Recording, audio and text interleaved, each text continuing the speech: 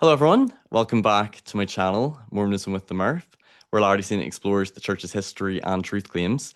And in today's episode, I'm going to be doing an interview and having a discussion with Ian Wilks and Jim Bennett from the Inside Out podcast. Guys, thanks for joining me today. Thanks I for see. having us. Yeah, I'm excited for this discussion. You had me on, I think it was around this time last year, if I'm remembering right, on your channel, and you interviewed me about my story and my faith journey, and I thought it was a really good discussion. And I'm quite a fan of your podcast. I listen to it quite a bit, and I think it's really interesting because, Jim, you're still in the church, and you're coming from the perspective of a believing member who has also gone through a faith crisis, and you've done a response to the CS letter. And Ian, you're coming from the perspective of someone who I think is still very friendly and still has positive memories and feelings towards the church, but you're out of the church as well. And I think it's a really interesting podcast. You have different guests, like, you bring on Richard Bushman or Greg Prince or people like Nemo the Mormon and talking about different doctrinal or historical topics or recent events. So we're going to have a chat about your channel and have a chat about recent things that have been happening as well in the church and things in politics. But Ian, you've not been on my channel before, so maybe we could begin with. Do you want to share in a couple of minutes, like briefly, your life in the church? Were you born in the church? Did you convert? And then you stepping away, and then maybe you could both talk about what motivated you to begin your podcast. I grew up in a working class coal mining community in Castleford, West Yorkshire. Um, we were a single parent family. Grew up on a council estate. It was tough times, but that was life back then. The missionaries were told not to tract in the area that I grew up because it was quite rough. It was Airedale, Castleford. And anyway, they were tracting and they knocked on our door, and there was a bit of an altercation between my some family members and the missionaries, which I go into detail on an earlier podcast on Inside Out. But long story short, I joined the. I was interested in the church. There was a girl who I was interested in who was investigating the church, and I went along to the missionary lessons for the girl mostly, but then got interested in the lessons. Went back home and told my mum that I was interested. She reacted pretty strongly. Anyway, I was still interested in learning a bit more about the church, so the missionaries taught me in secret. I How old joined the were you when church. they were teaching you? Yeah, sorry, I was 16, only 16 years old. Okay. So this is just before I left high school, Airedale High School back then. So I was learning about the church in secret without the support of my mum. We're a single parent family. My mum was a very staunch, proud Church of England member. We never went to church, but she was very proud of the Church of England, and she saw the church, Mormon church, as a cult, and warned me not to get involved. Anyway, I investigated the church. Missionaries invited me to get baptized. I was baptized in July 82. And as a result of that, my mother reacted pretty strongly and threw me out. I was homeless for about 2, 3 nights on a Oh park wow. bench, Pontefract Park, I think it was. And then the local bishop of the Wakefield ward, I joined in Pontefract, but the local bishop of the Wakefield ward heard about my plight and had a spare room and took me in. So I moved to Wakefield, and at the same time, I'd enrolled into college. So lived there for a while. Me and my mum patched things up, I think, about a year later. I was in the youth program, seminary, YSA, went on a mission to Scotland where I met Jim. Came home, got married, got to see the London Temple. Fast forward, went to the Wakefield Ward in Huddersfield Stake, then moved to Scotland, where we served, and became a bishop in the Dalkeith Ward in the Edinburgh Stake. And that was fun, challenging, but fun. And then we moved from Scotland to Canada about 18 years ago. Went to Calgary, 2 years, snowed in June. Didn't want to live like that, and then moved west to British Columbia. And over here, I served in the church. I was called under stake presidency by Elder Oaks at Papa Elder Oaks, and that was an interesting period of my life as a stake presidency. And then became aware of some issues that really concerned me. I think back in 2016, 2017, went through a pretty emotional crisis because I was very in. Uh, really, in every way, and struggled through the whole experience and got little support from the church and basically went through this emotional truth crisis or faith crisis and came out on the other side and decided to resign from a church. There were issues that really concerned me. I wasn't getting any support interest from the church. It was a very unsafe place to be in the church. I wasn't able to ask questions. It was difficult, and I decided to resign. And then going forward, I had the opportunity to go into some podcasts and share my story. But then I thought, well, there's quite a lot to my life, like most people's lives. I thought, well, it might be a good idea to create a podcast. So I had an idea to create a podcast. I had no name for it, nothing like that. And I thought, well, I'd like to do it with, I don't want to do it by myself. I'd love to do it with someone else Hmm. because I'm no experience of podcasting. I'm not a professional podcaster. I'm an amateur podcaster. But I thought, who would be fantastic partner in uh, doing a podcast with me? So I reached out to Jim and said, "Hey, I've got an idea. What do you think?" Jim, I think, was really interested for out, straight off the bat, and so we explored it and discussed it. Jim had some names, etc.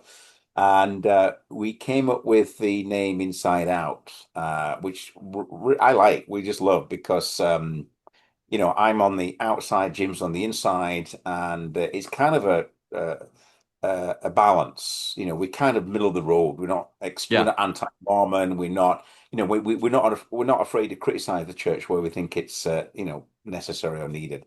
Yeah, you So don't that's really that's fit the label of being either critical or an apologetic podcast. It is quite absolute. balanced, and you have that two perspectives, but you can almost balance each other out. So, like, was Jim, from your mission up until your loss of faith, did you guys stay in touch and remain close friends? And were you We sort did. of in contact even throughout your faith crisis? Yes, well, I'm not sure about the faith crisis, but Jim, we had a big YSA event here. Jim and I think, kept in fairly good contact over the years. When I was on the state presidency, I think at the time we had a number of events, YSA events that I was presiding over in the state, and Jim came to one, so we kept in touch. They came here, and so we were in contact at that time. But on and off over the years, we've kept in touch and we've remained close. And he's one of my best friends, and I love him dearly. Hmm. And yeah, and we go way back to Scotland, back in the 80s. So we have a long history. And he's still interested in being my friend, which is a miracle in Well, itself. I absolutely am. I mean, Ian is one of my favorite people on the planet. He's just an absolutely wonderful human being. The story, though, that's really interesting, I think, that YSA event. So Ian had invited me when he was in a stake presidency to come up to Canada and speak to his YSA group. And we started making plans to do that. My whole family was going to go. And then we didn't hear anything from Ian for a long time. And finally, I called him and I said, Ian, am I still coming up to Canada? Are we still doing this? And he says, well, I don't know. I've left the church. Oh, I and completely forgot about I that. was like, oh, well, That might make it oh. difficult now. And Oh, so good I memory. ended up contacting the stake presidency and they still said, yeah, please come up. And so I came up, but we got a chance to visit with Ian while I was there. But that the invitation to come up was right essentially before Ian's decision to leave. So Yeah, Uh, I'd forgotten about that. Thank you. Good memory. right.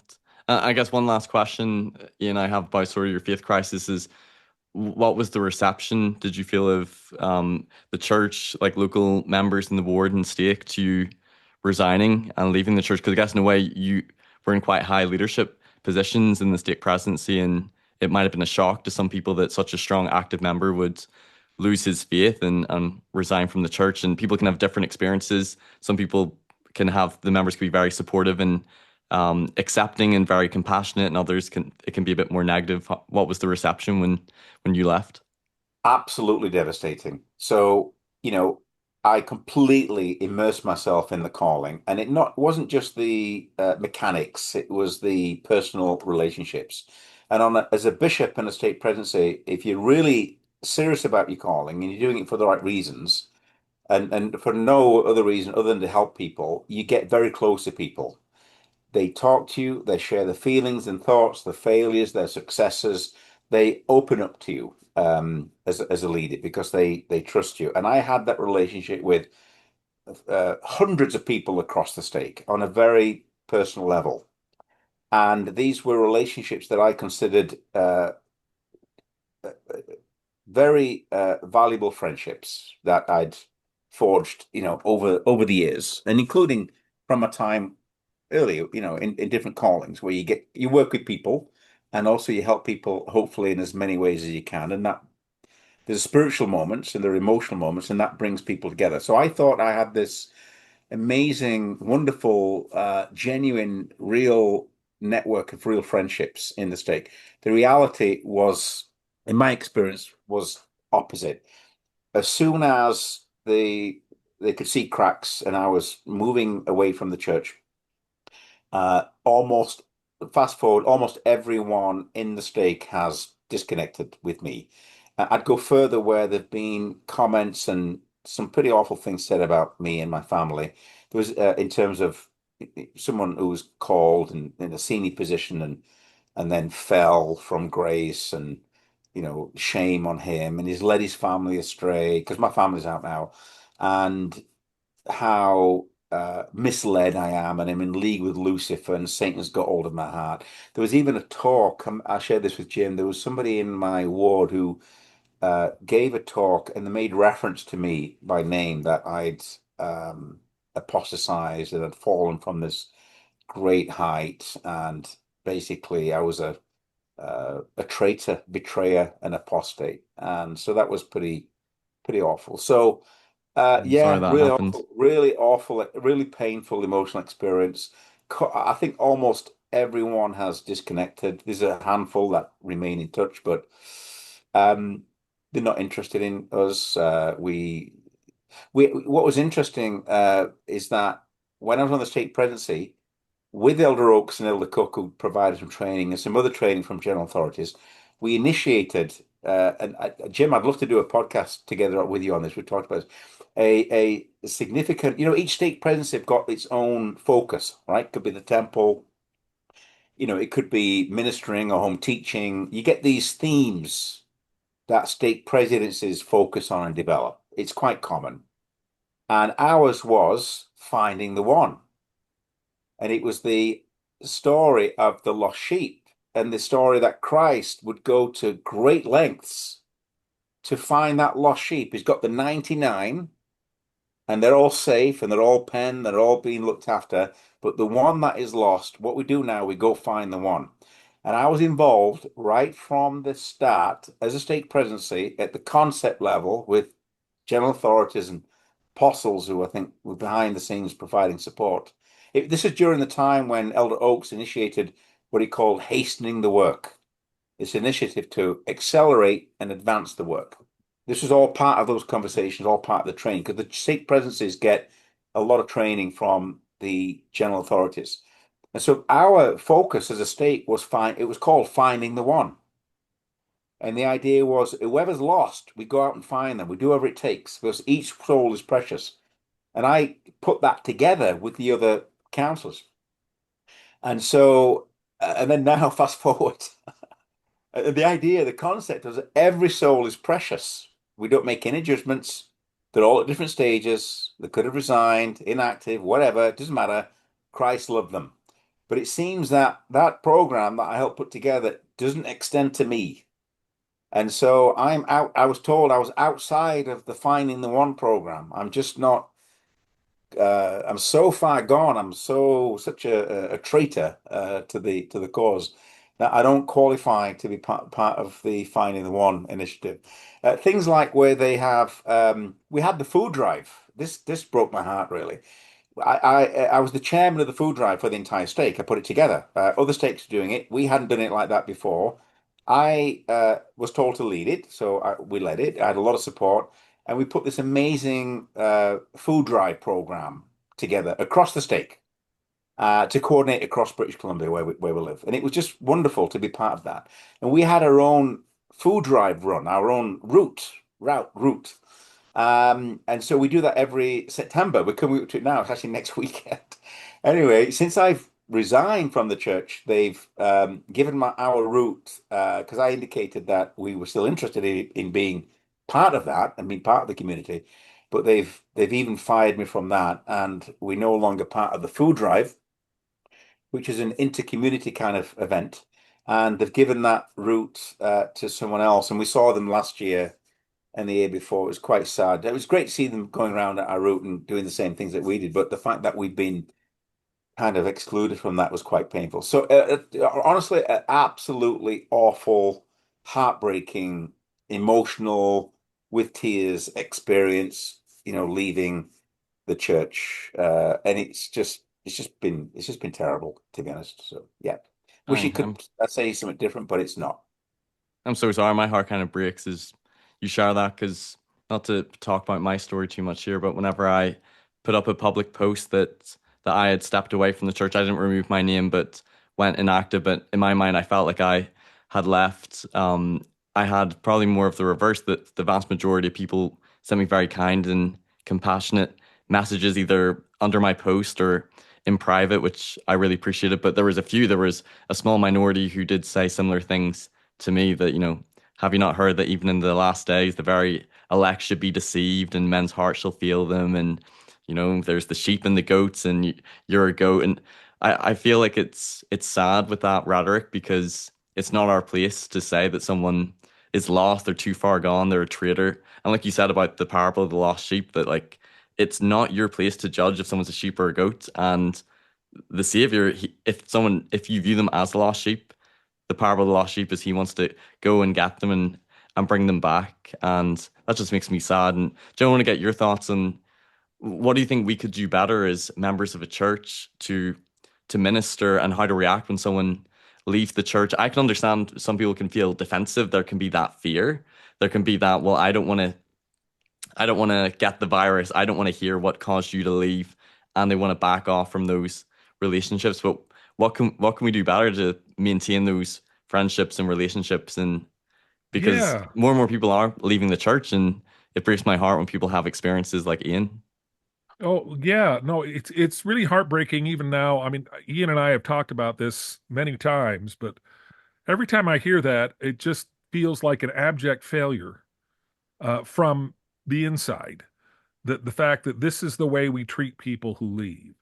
I think every scripture we have, at least every bit of counsel that we have from the Savior himself, is that we should be treating people like Ian the way he treats the one versus the 90 and 9. But instead, we apply what I call the Korihor template. Yeah, Everybody who leaves is a Korihor. Everybody who leaves secretly knows the church is still true, but they have aligned themselves with Satan. And, that seems to be the only template we have to apply to people who leave. We don't seem to have the ability to um, recognize that all of the good things about a person we love who was in the church, all those things don't vanish the instant they leave the church. And that seems to be the perception from people. It's, oh, all of a sudden Ian Wilks, he uses the phrase gone off the rails. His life is completely gone off the rails and blah blah blah, which is just absolute nonsense. And you know I think Stephen, you're right on the money when you talk about fear, because I think the reason people won't ask, why did you leave? Ian will say many times, how many people have asked me why I left? And the answer is none. And I have talked to a number of people who have left who have had that same experience. Nobody asks them why they leave. And I think the reason is they're terrified of what the answer might be. yeah, Uh, you know, when you walk into a bishop's office and you've had a faith crisis, or you're in the midst of a faith crisis, and it's spurred by maybe encountering some kind of difficult piece of church history or doctrine, and you present that to your bishop. The example I would use is, say, the Kinderhook plates. You walk into the bishop and say, Bishop, I've just discovered that Joseph Smith translated the Kinderhook plates, which were a fraud, and I don't know what to do with that. Now, I would be able to tell you that the Kinderhook plates issue is way overblown and we can get into it. But the odds are that your bishop doesn't know anything about the Kinderhook plates. You're not called into high ecclesiastical office based on your historical research or academic credentials. And most church leaders are right there with you in terms of their understanding of or lack of understanding of the details of church history. So you walk in and you have this sort of explosive issue, and the bishop is sitting there and thinking, how do I respond to this? I don't know what to tell him about the Kinderhook plates. I've never heard of the Kinderhook plates. And so what happens is a sort of fear-based response. Oh, you shouldn't be looking at stuff like that. Oh, you shouldn't be reading that. You're reading anti-Mormon material. You're reading anti-Mormon material. And so fear is really the only response that's available to him. And I think it's coming from a place of fear. It's coming from this place of, I don't know how to respond to this. I don't know anything. And if I were to investigate it, what if I find out that the claim is true? I don't want to leave the church. I mean, no, I have never met anybody in the midst of a faith crisis who wants to leave the church.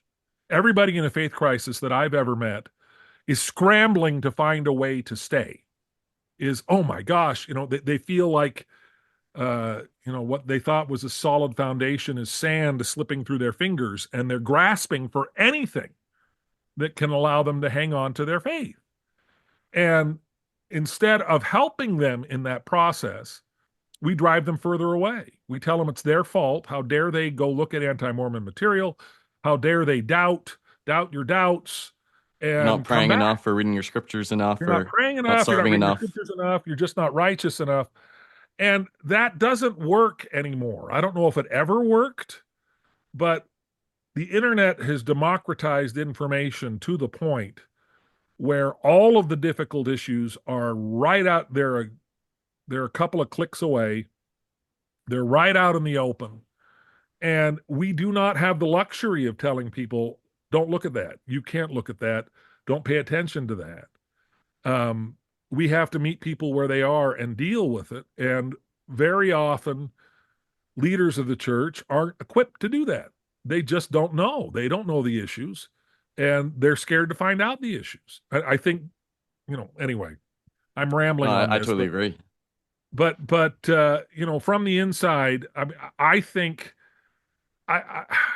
there are a number of people as well, and you find this online. I don't find this so much in real life, but online there are a lot of gatekeepers who really would like to see fewer members of the church. They love it when people leave, because the people who leave just aren't ideologically pure enough. Usually they're using the family proclamation as a sort of cudgel to say, well, you don't hate LGBTQ people enough, so we want you out. And they see themselves in the role of separating the wheat from the tares. And you'll hear a lot of, oh, yeah, the wheat from the tares, the sifting is taking place. People don't realize, if you read that parable, the Lord says to the people trying to sift the wheat and the tares on the Lord's behalf, don't do that. Let them grow together, and I will do the sifting when I come. And, so often there are people who are eager to say, I'm the more righteous guy. You're just not pure enough. You don't hate LGBTQ people enough. You're too progressive. You're too whatever else that I don't like. And I want to see you gone. So that's a very real problem. Although, again, that is something I see more online than in person. When you know somebody, all of these people that were in Ian's stake and in Ian's ward knew him and knew what a good man he is. And so I think the reaction is fear. I think the reaction is, oh my gosh, if Ian Wilks found something that could drive him out of the church, I don't even want to know what that is. because maybe it'll drive me out of the church. And so we just have to get away from that. We just don't have the luxury of being able to do that anymore. No, I totally agree. And I think as well that it comes from a place of defensiveness. And I think fear is definitely at the root of it. And I think it's a way to try to invalidate someone. Like if we were to validate that, Ian left over having legitimate issues and concerns and, we respect his conclusion to leave the church, that might challenge someone's their decisions and their views to stay in the church. And I think it's easier. I think people on both sides can be guilty of that. It's very easy to disparage the other person that they didn't leave for good reasons or good motives, or there aren't legitimate reasons as well. And I think I've also been a little bit on the flip side where I've seen some of that rhetoric also maybe in the ex-Mormon space to people who have come back or people who still believe and also feel that they struggled to legitimize that they did it for sincere reasons as well. And I want to get your thoughts on that, Ian. Like, how could we be better at trying to have understanding to either those who go through a faith crisis but decide to stay, or those who come back as well? And while we might disagree and may not fully understand, try to be understanding to, hey, people can have different experiences, and honest, sincere people with integrity might just come to different conclusions, and we don't have to become enemies or have this us versus them. But it's very natural that it's hard when we meet someone who views something differently than us, especially something as fundamental as what we believe. We just want to invalidate it. Yeah, that's a great question. I think the church in this area is lost. I'll give you an example. If you look at the missionary effort, the missionary program, the legacy, the history, the vast resources that the church puts into uh, persuading people to come into the church, the entire program, not just the full-time missionaries, but all the responsibility placed on the member to do missionary work. All the different programs over the years. It's an extraordinary uh, legacy in history and huge resource center for the church in sophistication and all kinds of uh, tools and resources the church commits with all the money behind it, hundreds of millions of dollars to sustain this fully integrated missionary effort to bring people into the church. And the support that people get coming into the church is just, by any standards globally, is just extraordinary. There's so much support and when the investigator comes to the church, there's so much support that they get, love and befriending and answering questions and go through the discussions. There's a process that they go through. And of course, and bishops get this training as well as the stake presidents. When the member is baptized, there's a very specific program that bishops have to follow with the training of the stake presidents in order to get that new person who's just joined fully integrated into the church. Like they need to have a calling. They have to work towards a temple recommend. There's actually a process post-baptism to retain the member because the goal is to baptize and to retain under salvation. And so there's a huge amount of effort and resources that go into that. It's quite extraordinary, certainly from a bishop's perspective and from a stake presidency's perspective. Uh, Going forward, if and when an individual has questions and concerns and issues, speaking to Jim's point, and that translates into, a faith crisis, there's almost no resources for that.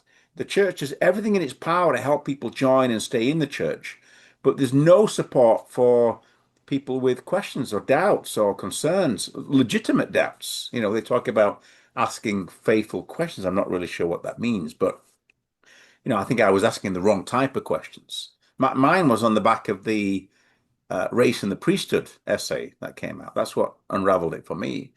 This is an essay. The church had written this essay. It was endorsed this essay. It was a time when it just came out. I was very pleased with it, that it was a step forward and was shut down very quickly. I was even told I was reported to the general authority, I think it was, or stake presidency, other members of the stake presidency for um, speaking anti-Mormon stuff, even though it was in the essay, and they hid the Isn't essays. that The just essays crazy? weren't.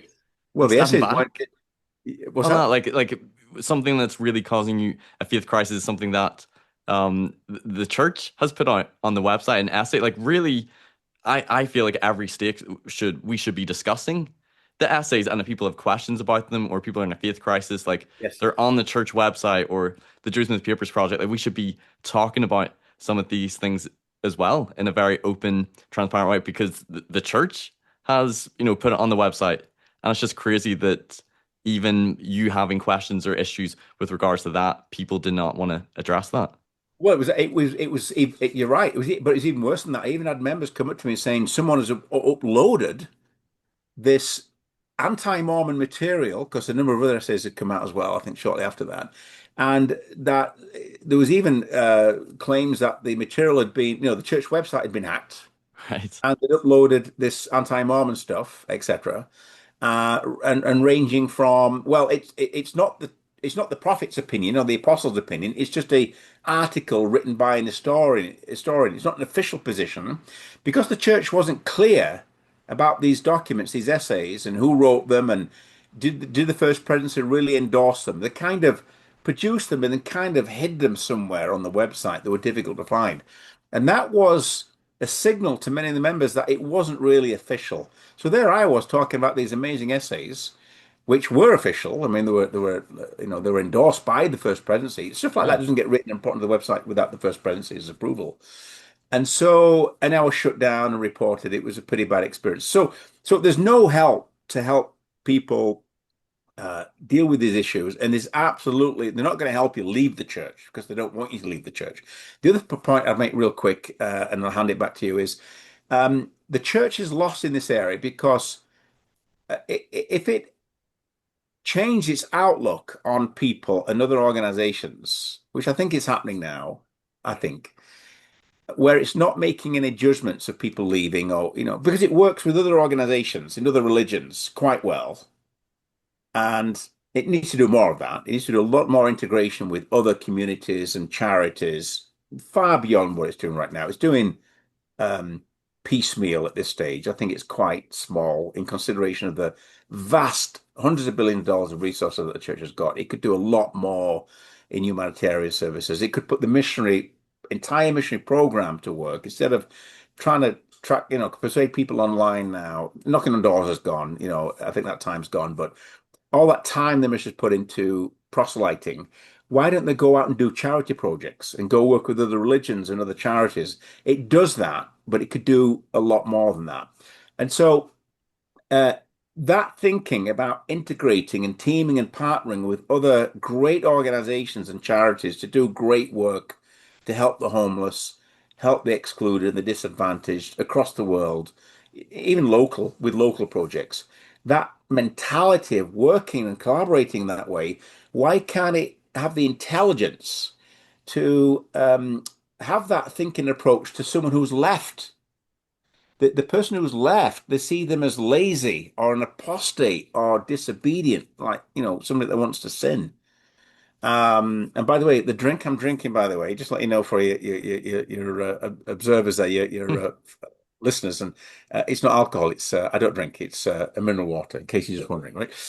Avoid the appearance of evil. So, but anyway, in regards to uh, that personal experience where people leave, it judges them, and it's quite cruel. It's quite awful. So it's lost in terms of it's kind of hypocritical. It wants to have these relationships with the world. It wants to promote itself and do all these great things, and it does, and it does a really good job mostly. But when it's that individual who has left, there's no help. They're isolated. They're cut off. I've even heard that people, people, members of the stake, have been told not to associate with myself or my family because I'm not a very good example. And to Jim's point, I've gone off the rails, whatever. The truth is, we're actually happier. We really are. Um, I don't think I sound miserable. I went through a faith crisis. It was difficult. It was emotionally difficult, but we're happier. We have more time. We have more money. And the time thing is huge. And we now got a new network across the community with different people, might be religious, might not be. We're involved in the community. We've got some great friends, and we've been able to replace those lost friendships with new friendships. New doors have opened.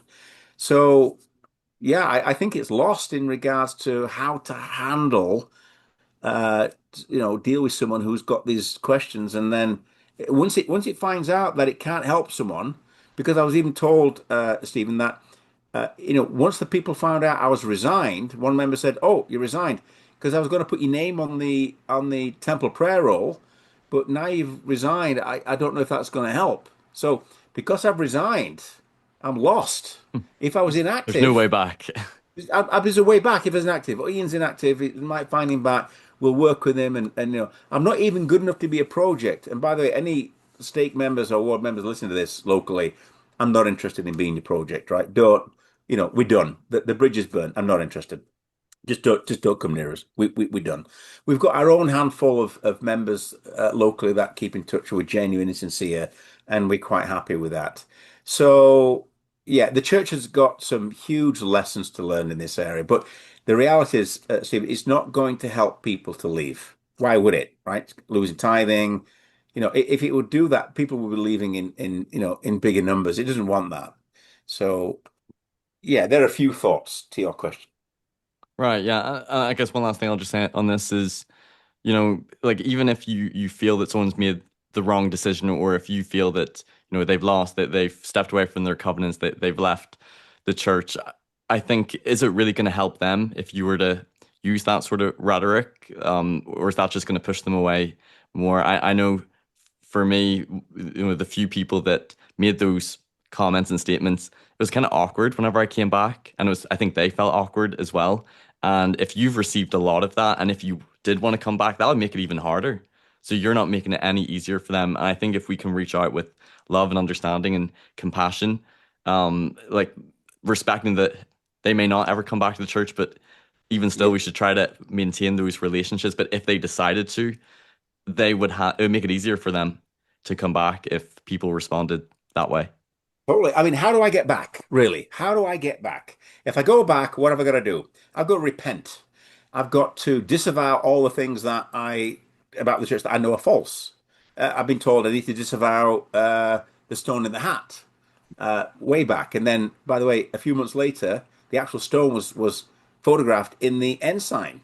Right? The church Yeah, accepted. that was announced in 2015. I remember it was I announced know, whenever I but was a missionary. before that, when I started talking about that, I was an apostate, right?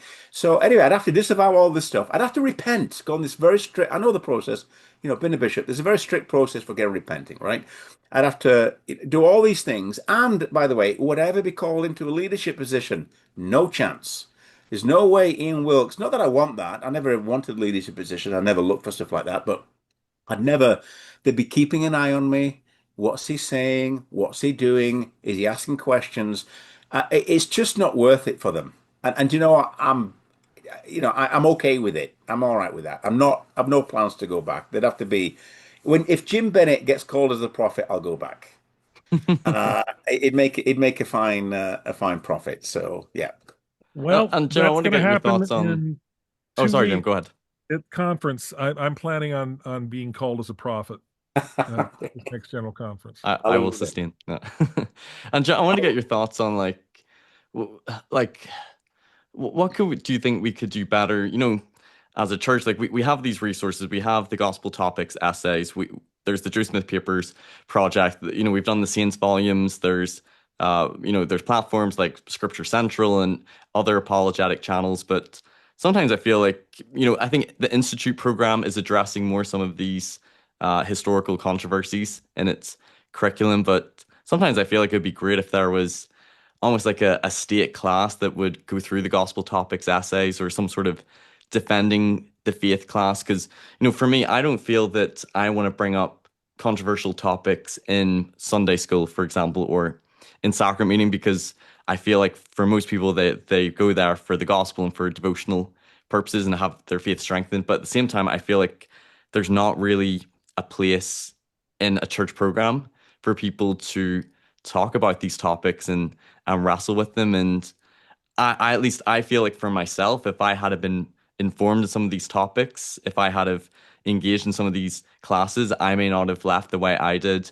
And at least those people who do leave, it might be a softer landing and they might feel less betrayed. Like, what do you think about that? Well, I think, I mean, I have heard of classes that do that. There have been sort of pilots of classes that go through the gospel topics essays. I know that Elder Ballard years ago told institute directors that gone are the days where you can just say, don't worry about it, or you can just bear your testimony and let it go, and that they should know the contents of the gospel topics essays like the back of their hands. So there have been, I think, there has been some movement in that direction, but I think it's been sort of halting and tentative. And I don't think there has been an effort to sort of go full speed ahead. I think there is um, a lot of division behind the scenes. I think there is a school of thought among the brethren that, yeah, we need to move forward and do everything we can to sort of confront this head on. And then there's another school of thought among the brethren that I think is carrying the day at the moment, which is absolutely not. It's the Boyd K. Packer, some things that are true are not very useful thought, school of thought.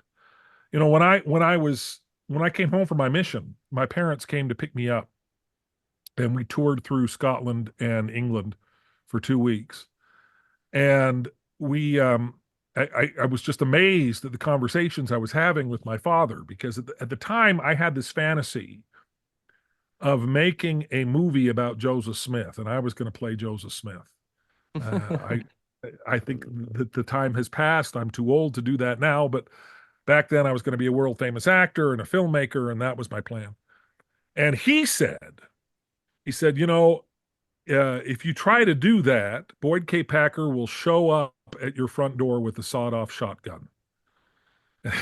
Like, what?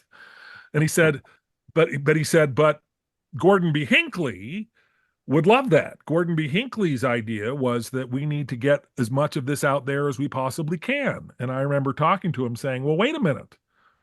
You know, aren't they both apostles? Shouldn't they both agree on this? And that was just one of the early times where we discussed the reality that that is not the case, that there are a lot of divisions on this. So I think we're moving in that direction, but we're not moving fast enough, and we're taking several steps back because there is a retrenchment faction among the brethren that don't want to see that happen. The other difficulty with making that happen is that I don't know that there are people in stakes that are really equipped to be able to do that. Yeah, that's what I was thinking as well. I mean, that's, I mean, part of the problem is when you bump into this stuff having never ever seen it before, very often you go down into a tailspin. And I think that people are terrified that, so the brethren are terrified that, okay, well, we're going to call you to be the gospel topics essay teacher. And here's all this historical stuff you didn't know and doctrinal stuff you didn't know.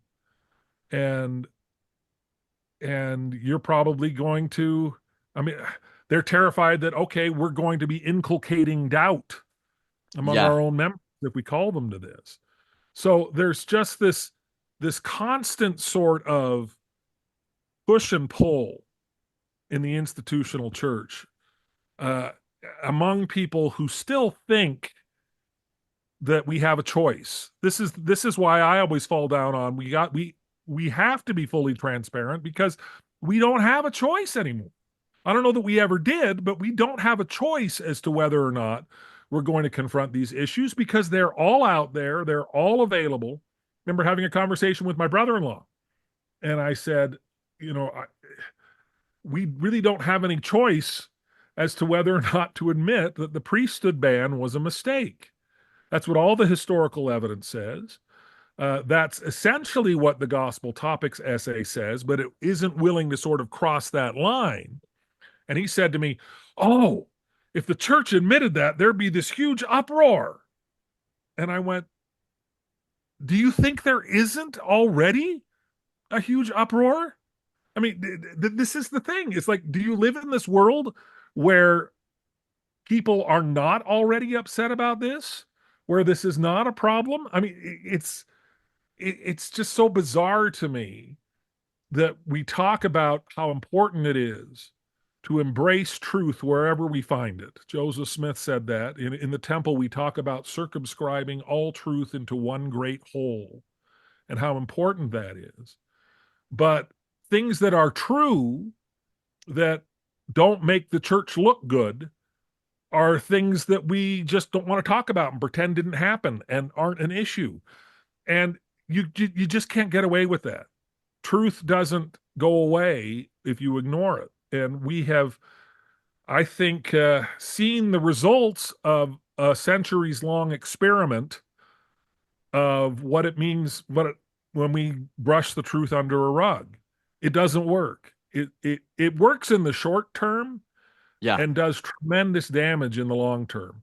And I think there are brethren who look at the short term damage, and there would be short term damage that would come if the church were to openly admit its mistakes. But the long term benefit to that is incalculable. Long term, that's what builds trust. If the church trusts me enough to admit that it's made mistakes, then I can trust it back. If the church doesn't trust me, if the church, well, I'm not going to tell Elder Packer is saying, let's not talk about this. He apparently at one point told D. Michael Quinn, the historian, that he doesn't like historians because they idolize the truth. And it's like, well, I think we should idolize the truth. I mean, I think we stand up and say, I know the church is true. We should be able to also know what that means.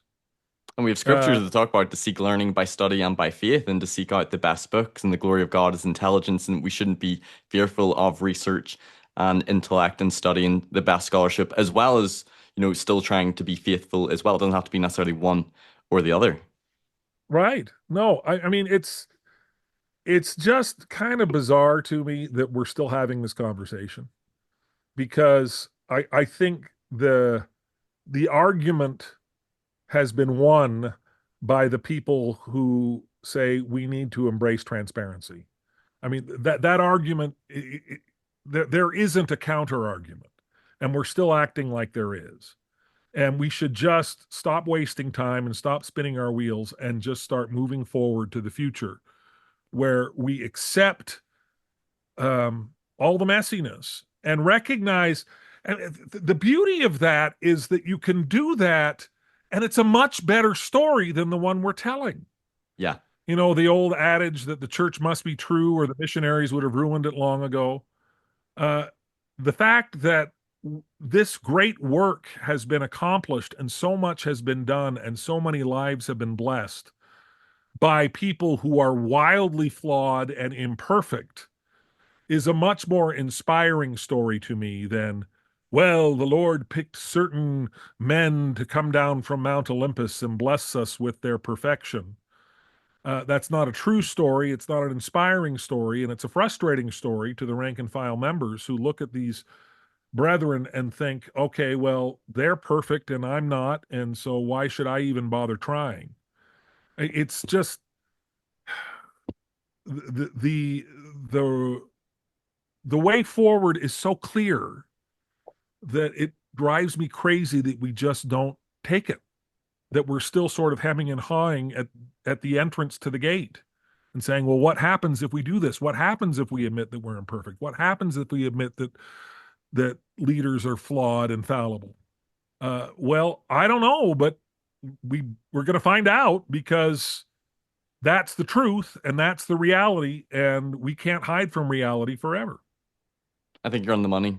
I agree totally with you, because I think on the one hand, if they did sort of a gospel topics, essays sort of class, or like weekly class you could go to, or some sort of defend the faith class, the fear is that more people might have doubts and you bring the attention to everyone, because I still think there's probably a good chunk of the church that isn't fully aware of all of these things. I think they're becoming slowly more aware through, Seminary Institute, and there's more resources out there. But I agree with you that like in the long term, it does more damage for people if they find out when they're 40, 50, 60 years old that there's different first vision accounts, or that Joseph Smith was a polygamist, or he used the seer stone in the Book of Mormon translation. And had we have tackled that earlier, they wouldn't have felt that same betrayal. Some people might have came through a faith on the other side. For some people, it might have rocked their faith, and they might feel like they have to leave. But that's better than them feeling betrayed and not learning about it. But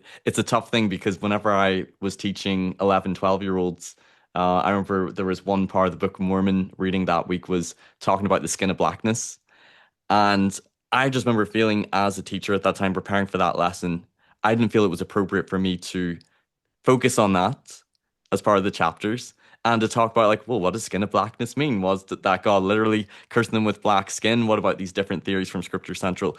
I did not feel, as I was preparing for that lesson, that it was appropriate for me to hone in on something like that with these 11, 12 year olds. But then at the same time, I feel like, but at some point we need to have these discussions with people in the church. We can't wait until they're, 50, 60 years old and they're actually thinking about this controversy for the first time. So I think it's finding a way of when is the right time to do that. No, and it's the betrayal that drives them away. I mean, it's not that the stone in the hat is in and of itself any weirder than wearing magic spectacles with a breastplate and looking at plates. It's that we were never told this.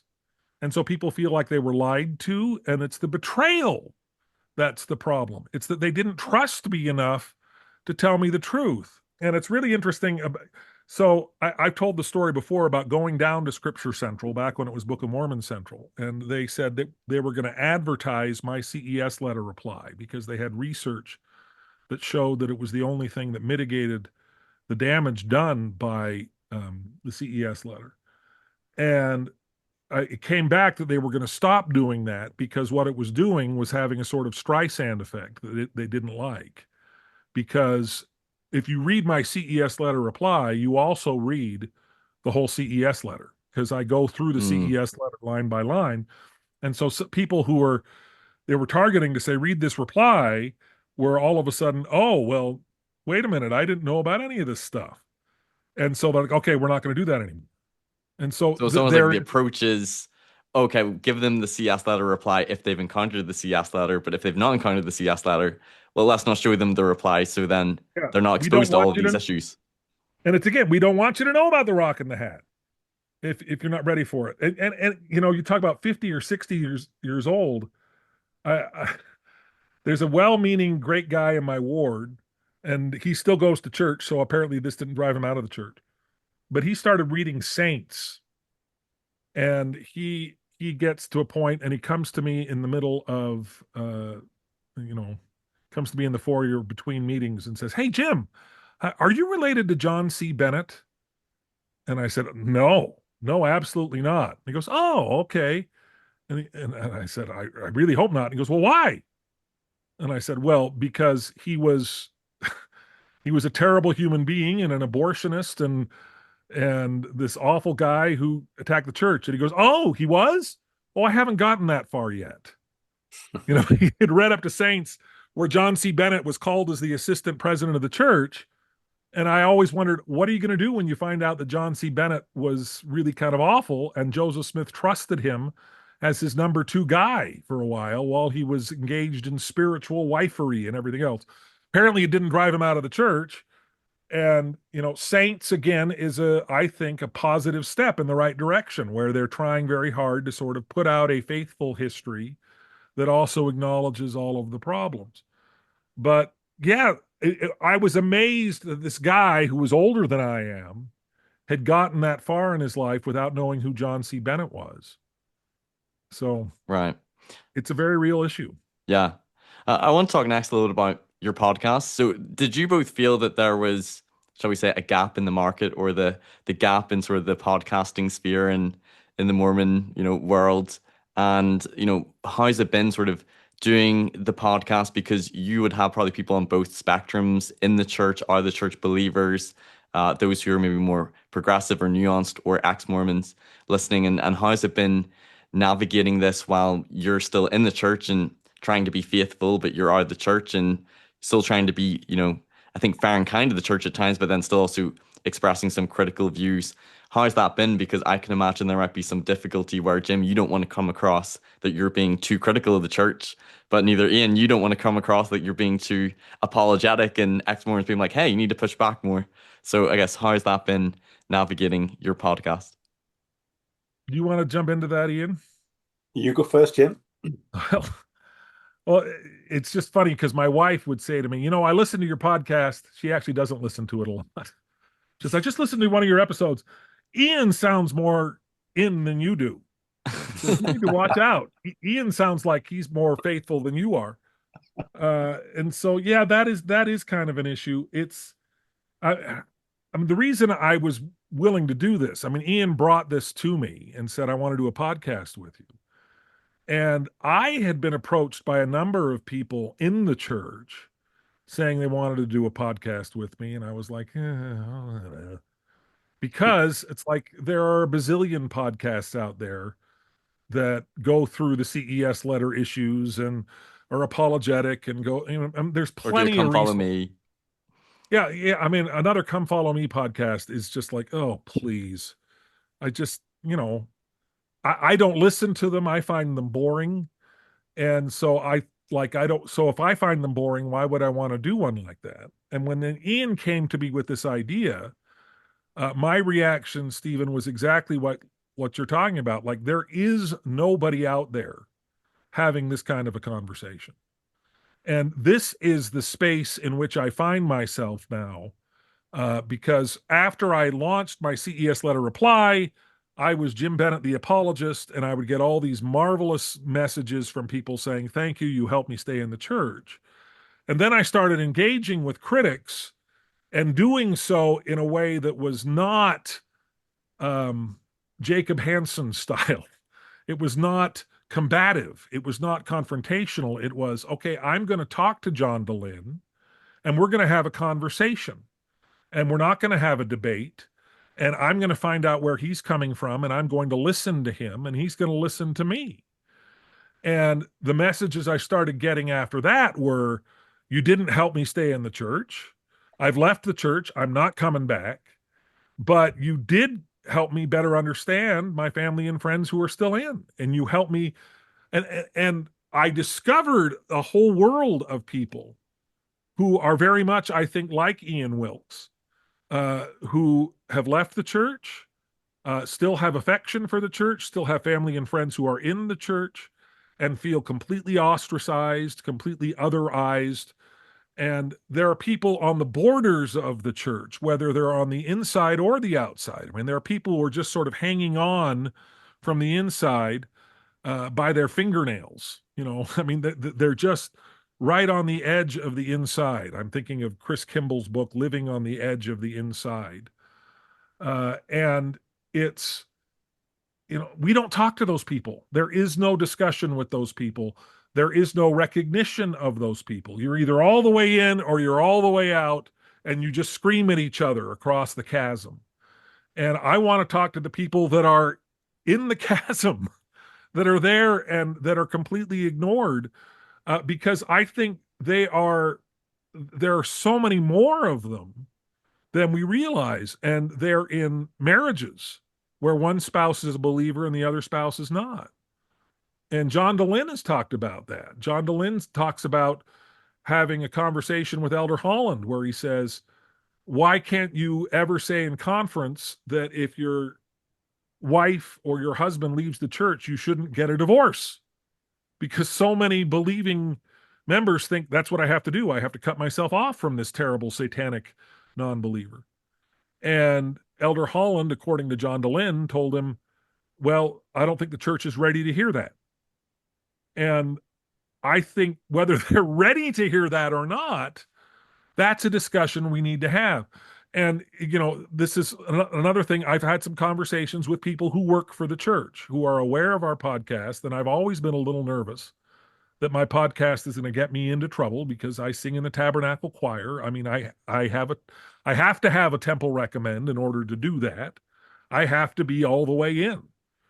And I thought, oh, geez, are they going to listen to this podcast and tell me I'm in huge trouble? And this one guy says to me, I just want you to know we love your podcast.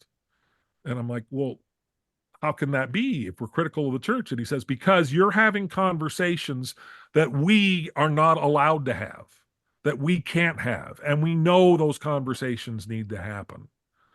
And so I'm no longer really worried that the church is going to come after me. I've never had any pushback at all, official pushback from any church leader on this. I once said on Radio Free Mormon, we were talking about my latest discussion with Jacob Hansen, and Steve Pinecker asked Jacob Hansen, if the church told you to take down any of your YouTube videos, would you do it? And he said, oh, I'd have to think about it. And finally said, no, he wouldn't.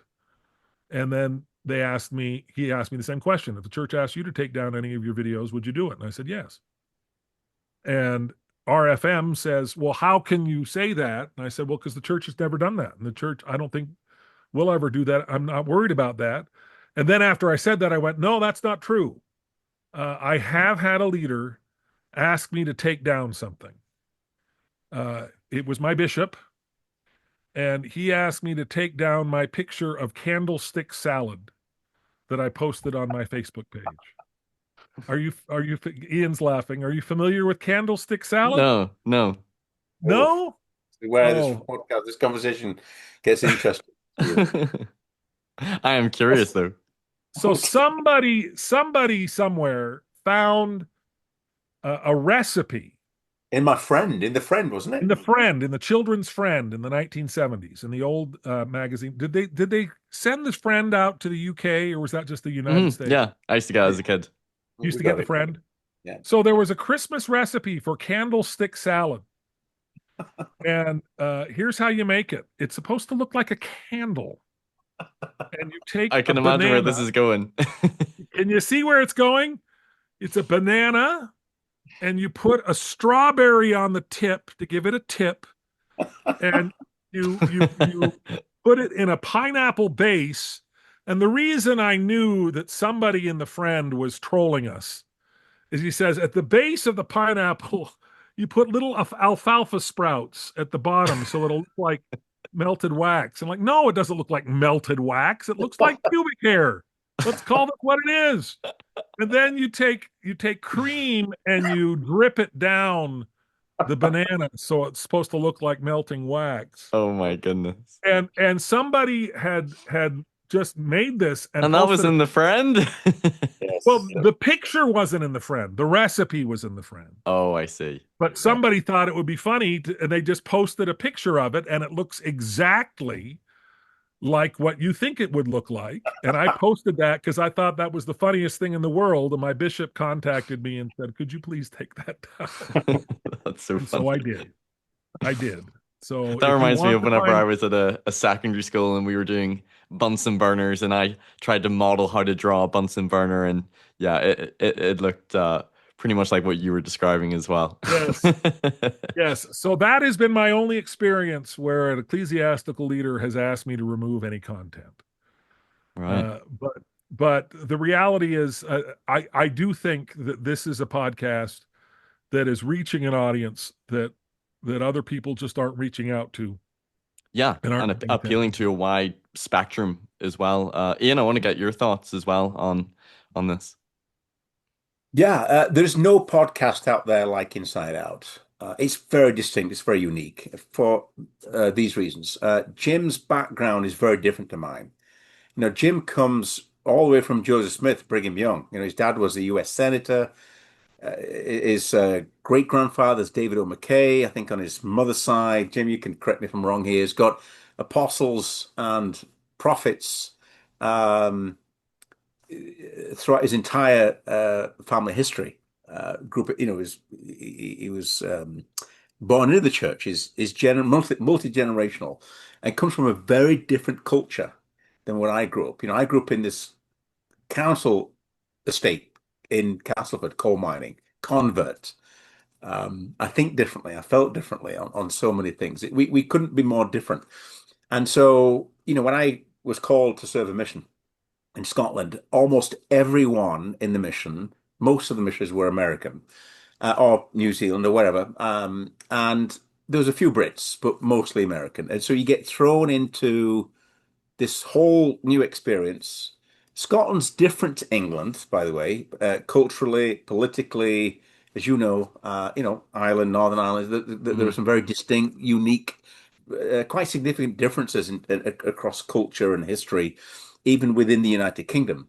So there were some differences there, but a lot of similarities. But notwithstanding, I was in this very different part of the church organization of the church and the missionary program there in Scotland. And you then get called to serve with different missionaries. And so it's a very, working with Americans in that environment and a very, you get thrown into it. You go to the MTC for 3 weeks in London, where I was, and Jim went to Provo, and so very different again. And you get thrown together, and usually it works. Sometimes it doesn't. Those kind of cultural differences, and so Jim's background is completely different to mine. But we have that connection through working together, doing wonderful things from the mission, and we've kept in touch and remained good friends. So we have a very different perspective. Jim's had certain callings, and my callings have been different. I've been a bishop and stake presidency and had different callings. Jim has his own experiences and his own callings. Is in the tabernacle choir. Again, that's a very unique experience, very distinct experience. Uh, the other thing as well is that we in the criteria as we were thinking about putting this together, and by the way, I want to say this. Jim knows this already, but um, I Jim Bennett was my first and only choice. If Jim was if Jim had turned around and said he's not interested, Inside Out wouldn't exist. Um, there's no one else I could think of at the time or since, um, or even interested even having that conversation in my own mind that I would even do it with. It was Jim Bennett or bust, for many, many reasons. Is extraordinary integrity, is honest. Yes, he does criticize the church and does it respectfully, constructively, but appropriately, in my opinion. Sometimes Jim will come out with something that he's deeply unhappy with about the church, and then I come at it from a different angle. And I might see maybe, Jim, well, look at it like this. Maybe the church is doing like this. And I might see some good reasons or qualities. We might not agree with what they're doing, but I try to understand the rationale behind it, in terms of Yeah, what the trying to church is. provide a So, different perspective. yeah. And so that different experience, different cultural church experience, different business experience. Jim comes from a very political background and was involved in the like the Mitt Romney campaign and it just this incredible legacy of U.S. politics and his professional communications in public life. I'm not that person. I don't claim to be a professional podcaster. I don't want to be a professional podcaster. I just want to be me, do me, and have these natural conversations. And I think that blend of professionalism in that area as well, I think it works quite well. Again, our goal was to help people. That's all we wanted to do. We don't make money. We don't ask for donations. There's no financial transactions, period. We've had a couple of gifts, very funny, simple, kind gestures, but there's no financial component to Inside Out. It doesn't make any money. We've both got full-time jobs. We have to pay our bills just like anyone else. We don't ask for money. We want to help people. We want to be able to have the conversations that others are not having or that the church is not having.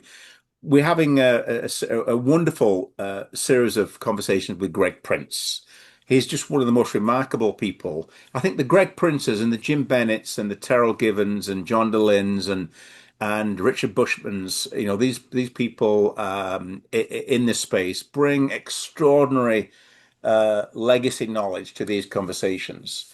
And someone like me who's not in the church, it kind of balances it quite well because I'm like the other side of the mirror, reflecting back and actually pushing back and being at times, frankly, scathing and critical of the church where I think it's appropriate.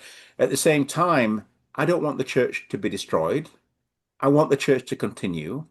I don't want to be anti-Mormon for the sake of being anti-Mormon. And that's one reason why I didn't want to go on some of the podcasts, because I felt they were very anti. And some of them, by the way, were asking loaded questions. And I didn't want that. I wanted to, I guess that come onto our podcast. There's no trickery, there's no gimmickry. We may have a prep call beforehand. There's not a great deal of prep goes into it, but they talk about the things that they're comfortable with from their perspective. And there's no loaded questions. There's no pretense. It's an honest, to the heart conversation about all kinds of stuff. It could be great things that the church is doing. We talked about the church's humanitarian program, and church does amazing things in so many ways. We've had mission presidents on and Richard Bushman on, and people who are incredibly active and faithful come on and have wonderful but very balanced conversations. And yes, we've had other people on the other side of the spectrum, across that spectrum, who have absolutely devastated and hurt and disturbed by all kinds of stuff. And they've been very fiercely critical of the church. Yeah. So we kind of balance. We're kind of in the middle. We're not afraid to call it as it is and speak, say a spade is a spade. At the same time, when the church is doing good things, and that's a lot of the time, most of the time, I think, then we acknowledge that, and that we think that's great. And so there's no podcast like it. It's different for all these reasons and many other reasons. And I think people feel comfortable, whether they're in the church and active or not, they feel comfortable coming on because they're not going to get cornered or ambushed. It's a safe They space. will go where they want to talk about. If they don't want to talk about it, they won't talk about it. And there's no, there's some guidelines and stuff like that. But it's just a safe place, and that's the thing I want to kind of highlight before I hand it back over to you. But we think we've created something that the church has yet to create, and that is a safe space and a place to have these very important conversations.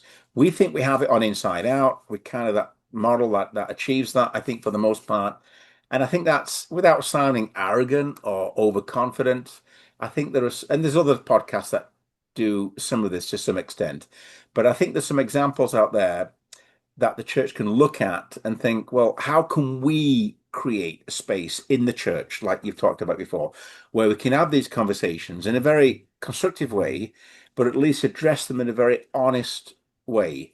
And to the Jim's point, which just hit me earlier, I'd not heard it said like before, Jim's articulated something extremely critical earlier, and that is, if the church doesn't trust us to share that information, how can we trust it?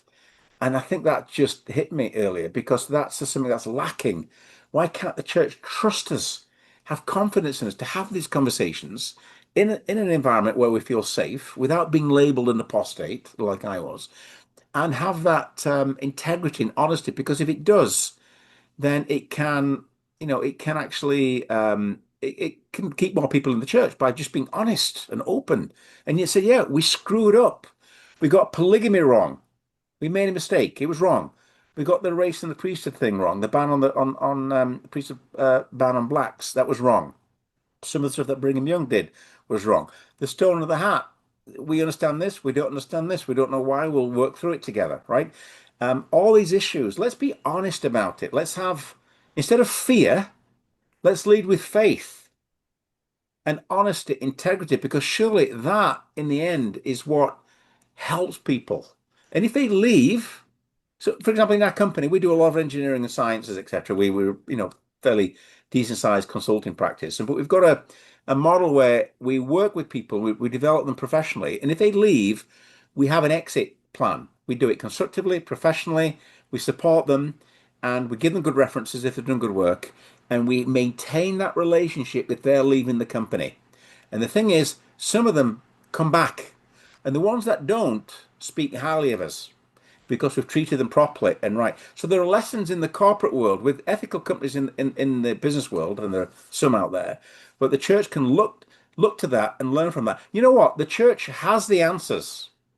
I'm thinking about this. It doesn't need to look anywhere else. It's got the answers on how to do this. It knows what to do. It knows the right thing to do. It just doesn't do it because it's afraid that if it goes too far down the line, if they start to have these conversations, oh, we're gonna have this mass exodus of people who are going to leave. Now, I don't think that's going to happen. I think if they have the, and that wouldn't have happened with me, if they'd have allowed me to have my questions instead of cornering me and labeling me and gossiping about me and not avoiding me, at church, etc. If they'd have had respect for me, I might have stayed. And you know what? If I'd have stayed, who is the best person to help people struggling with the issues? It's people like me who would lead those classes and say, "Hey guys, welcome to the class. We're going to talk about the essays. I had lots of questions. I gone through a difficult time with some of the questions. I've come through it, and I want to share with you how I've come through that experience. And I'm stronger, and and I'm now reinvented and reinvigorated in the gospel because I've gone through that experience. I have support from the church. Surely that's the experience that the church wants to deliver. But for what, and so it knows what to do. It doesn't have to look for examples. It's intelligent. It just won't do it because it's afraid. It's afraid that all these people are gonna leave. So we've created something I think very special on Inside Out, and it couldn't this Inside Out wouldn't exist without Jim Bennett. No, I totally agree with that. I think your podcast is unique, having being this space, kind of like this middle ground. I think Steve Pinecker has also done that really well with his channel, but it's quite unique because someone who has left the church, someone who is in the church, having these hard conversations, but bringing people on from either side of the spectrum, which are respectful, civil. I really appreciated the interview you did with me. That I thought you were very gracious and respectful to me. I think that's wonderful as well. So I want to transition to talk about how. Oh, one last point I actually want to make is I think you also model how to have conversations between people who have left and people who are in. That you and Jim are that model for people how to have these hard conversations where you might disagree, but not be disagreeable. And that sort of links to what I wanted to talk about next. That I think online we can see there's a lot of this division and polarization. Obviously, you've got sort of the ex-Mormon community and the Mormon or believer community as well. There can be divisions between that, and it's trying to find a way that how can we have forum members and members or critics and apologists to come together, are there echo chambers and have civil discussions. But even within our own ranks, within the church, I think you, Jim and Jacob, your discussions have been an example of the big divide there is online over issues related to doctrine and policy in the church. And while I think it's important that we have some of those difficult conversations and we can express our disagreements, I think also I've seen online some of the rhetoric that it's getting very divisive and contentious and combative, and I sort of feel really drained by a lot of the online rhetoric and feel like it's fueling some of the division that we're seeing. I guess Jim, maybe we get you to weigh in on that, but it seems that we're not very good at having civil conversations with people that we disagree with, whether or not they're in the church or out of the church, or two people who are both in the church but have slightly different views when it comes to doctrine or policy. No, I think you're absolutely right. And, you know, I kind of just quickly want to go back to Ian is very kind to me and says this podcast wouldn't happen if it weren't for Jim Bennett. But the reality is this podcast wouldn't happen if it weren't for Ian Wilks.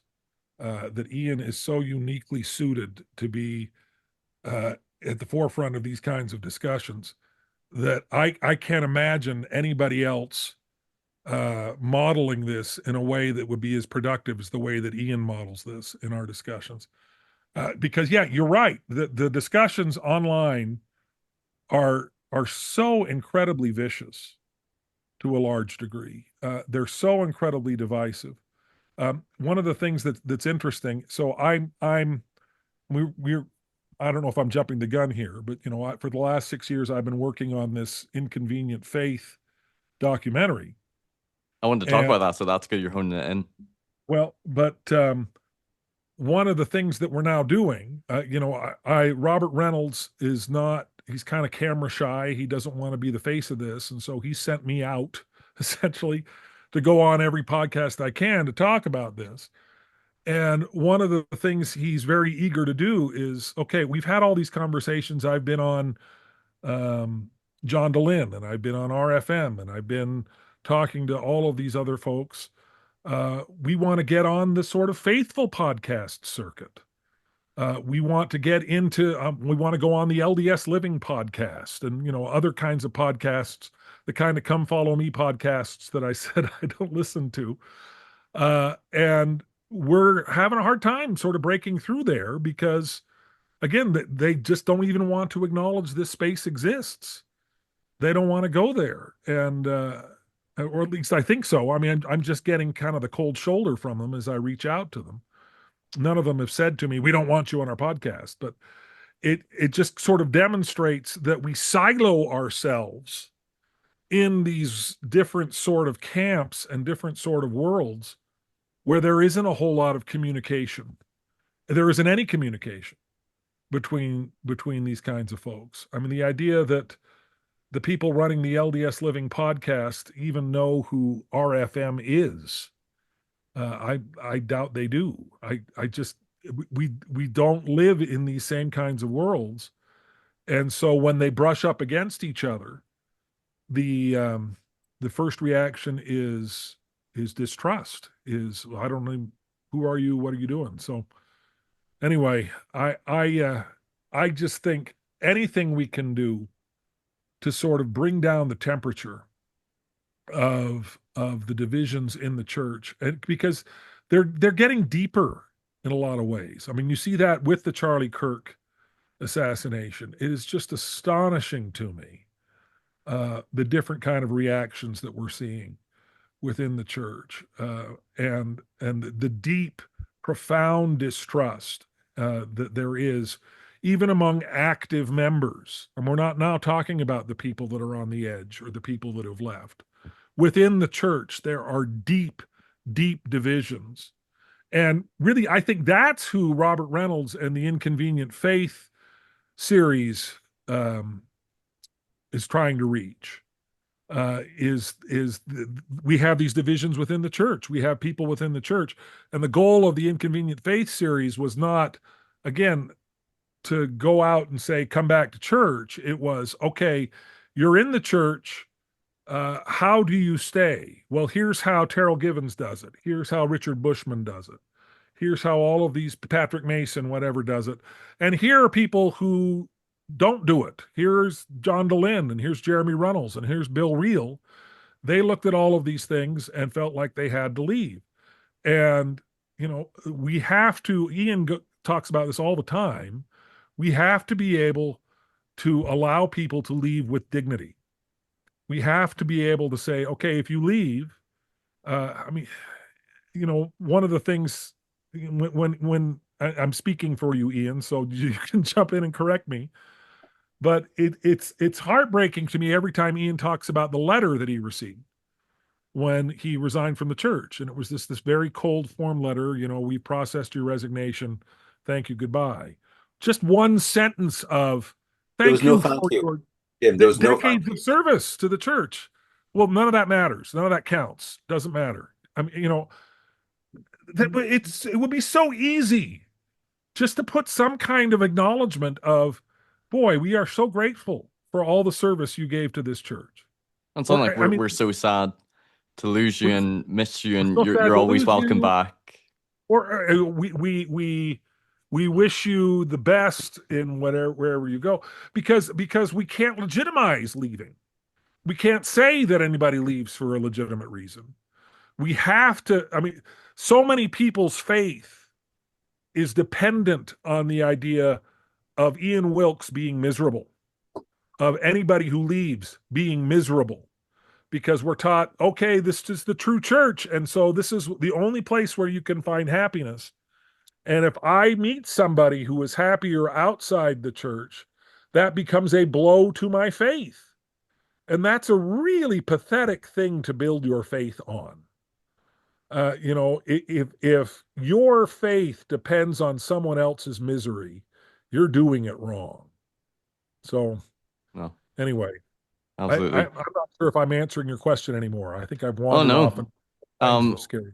Ian, I'm curious to get like your thoughts on that series, Inconvenient Faith, because I thought you had a big role in its production, Jim, but They came out whenever I was on holidays in Mallorca, so I didn't get to listen to them until we were coming back. But I just thought it was really unique and refreshing to watch these episodes where, they're talking about different topics like the Book of Mormon or race in the priesthood, LGBT issues, polygamy, women in the church, and just this wide variety of critics who are often vilified, people like John Dehlin or Jeremy Runnels or Bill Reel or Sandra Tanner, but then you've also got faithful people like Terrell Givens and Richard Bushman or Patrick Mason, and then those who are more considered more progressive or more nuanced. But hearing the different voices, it was very, I thought, thoughtful.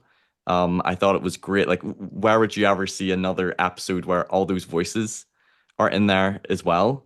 Um, I I really enjoyed it and appreciated it, and I was very touched, particularly by the episodes on race and the priesthood and LGBT issues, and listening to the people's experiences who who were hurt or who are struggling, who still want to hold on to the church, but have wrestled over this. That man who shared, I can't remember who it was, but he was about to get baptized, and then he learned about the priesthood ban and how you Oh, could see, like, Jordache Gray.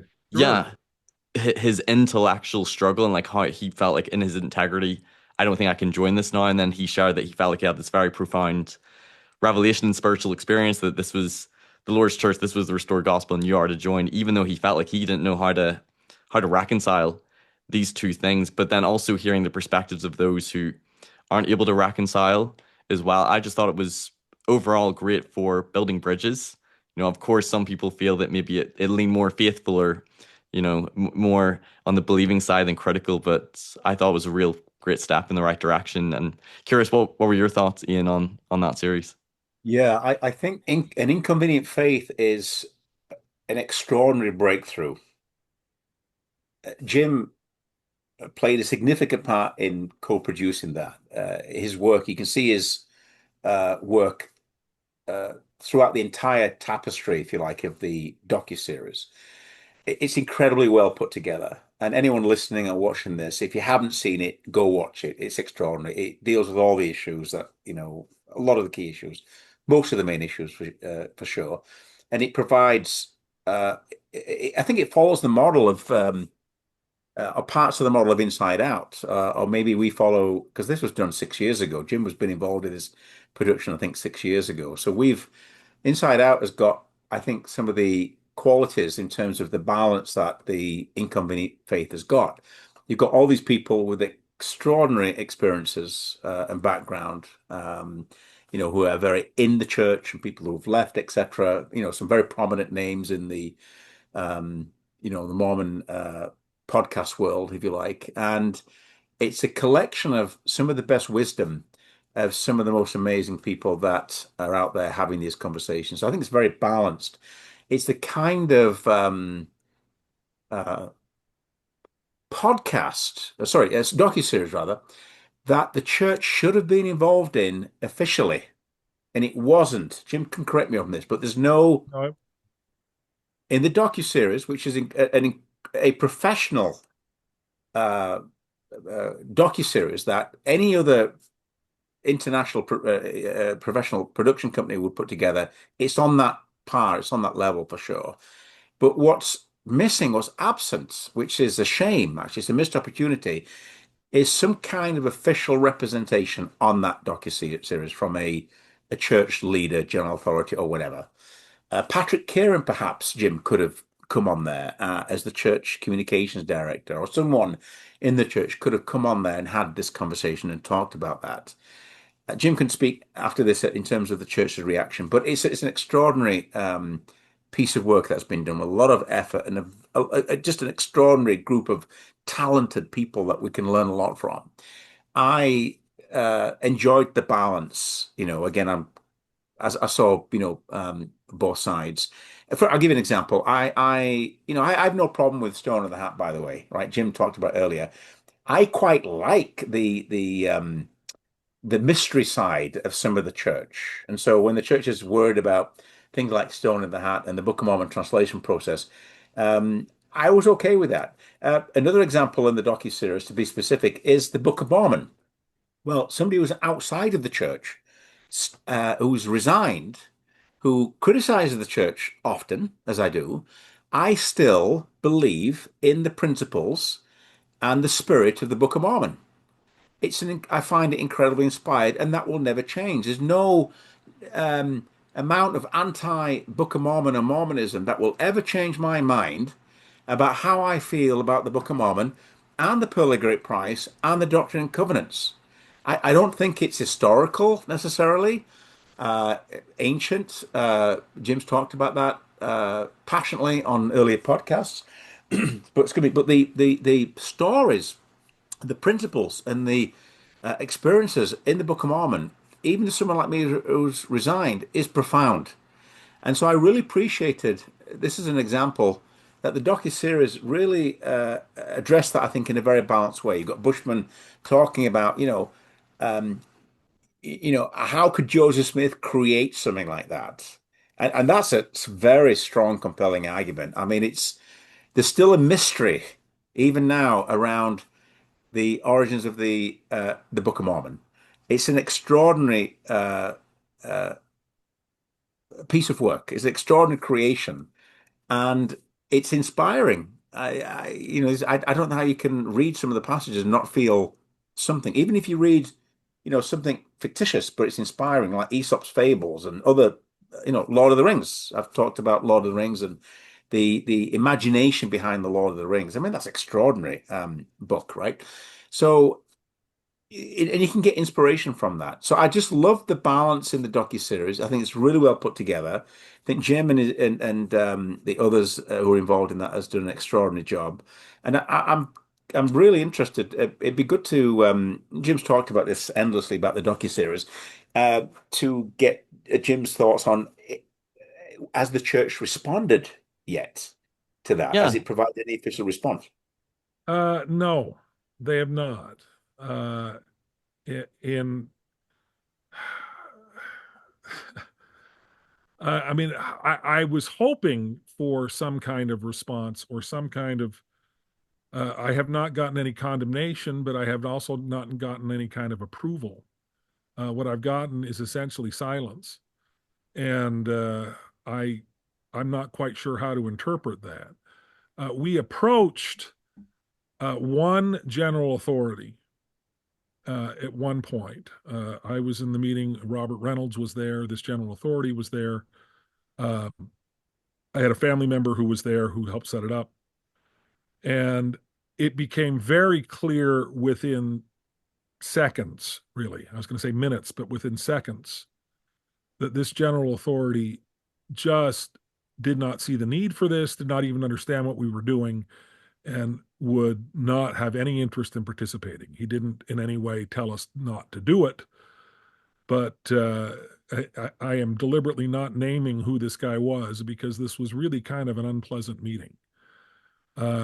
Because this guy I mean, did not understand uh, that there is a need for this. Did not even see that there was any. One of the things he said initially, are you going to go on offense? This is going to be on offense, right? And we're like, well, what do you mean? He's like, I'm sick and tired of us being on defense. We need to go on offense. We need to go take these critics down. And I went, okay, you don't really understand what we're doing here.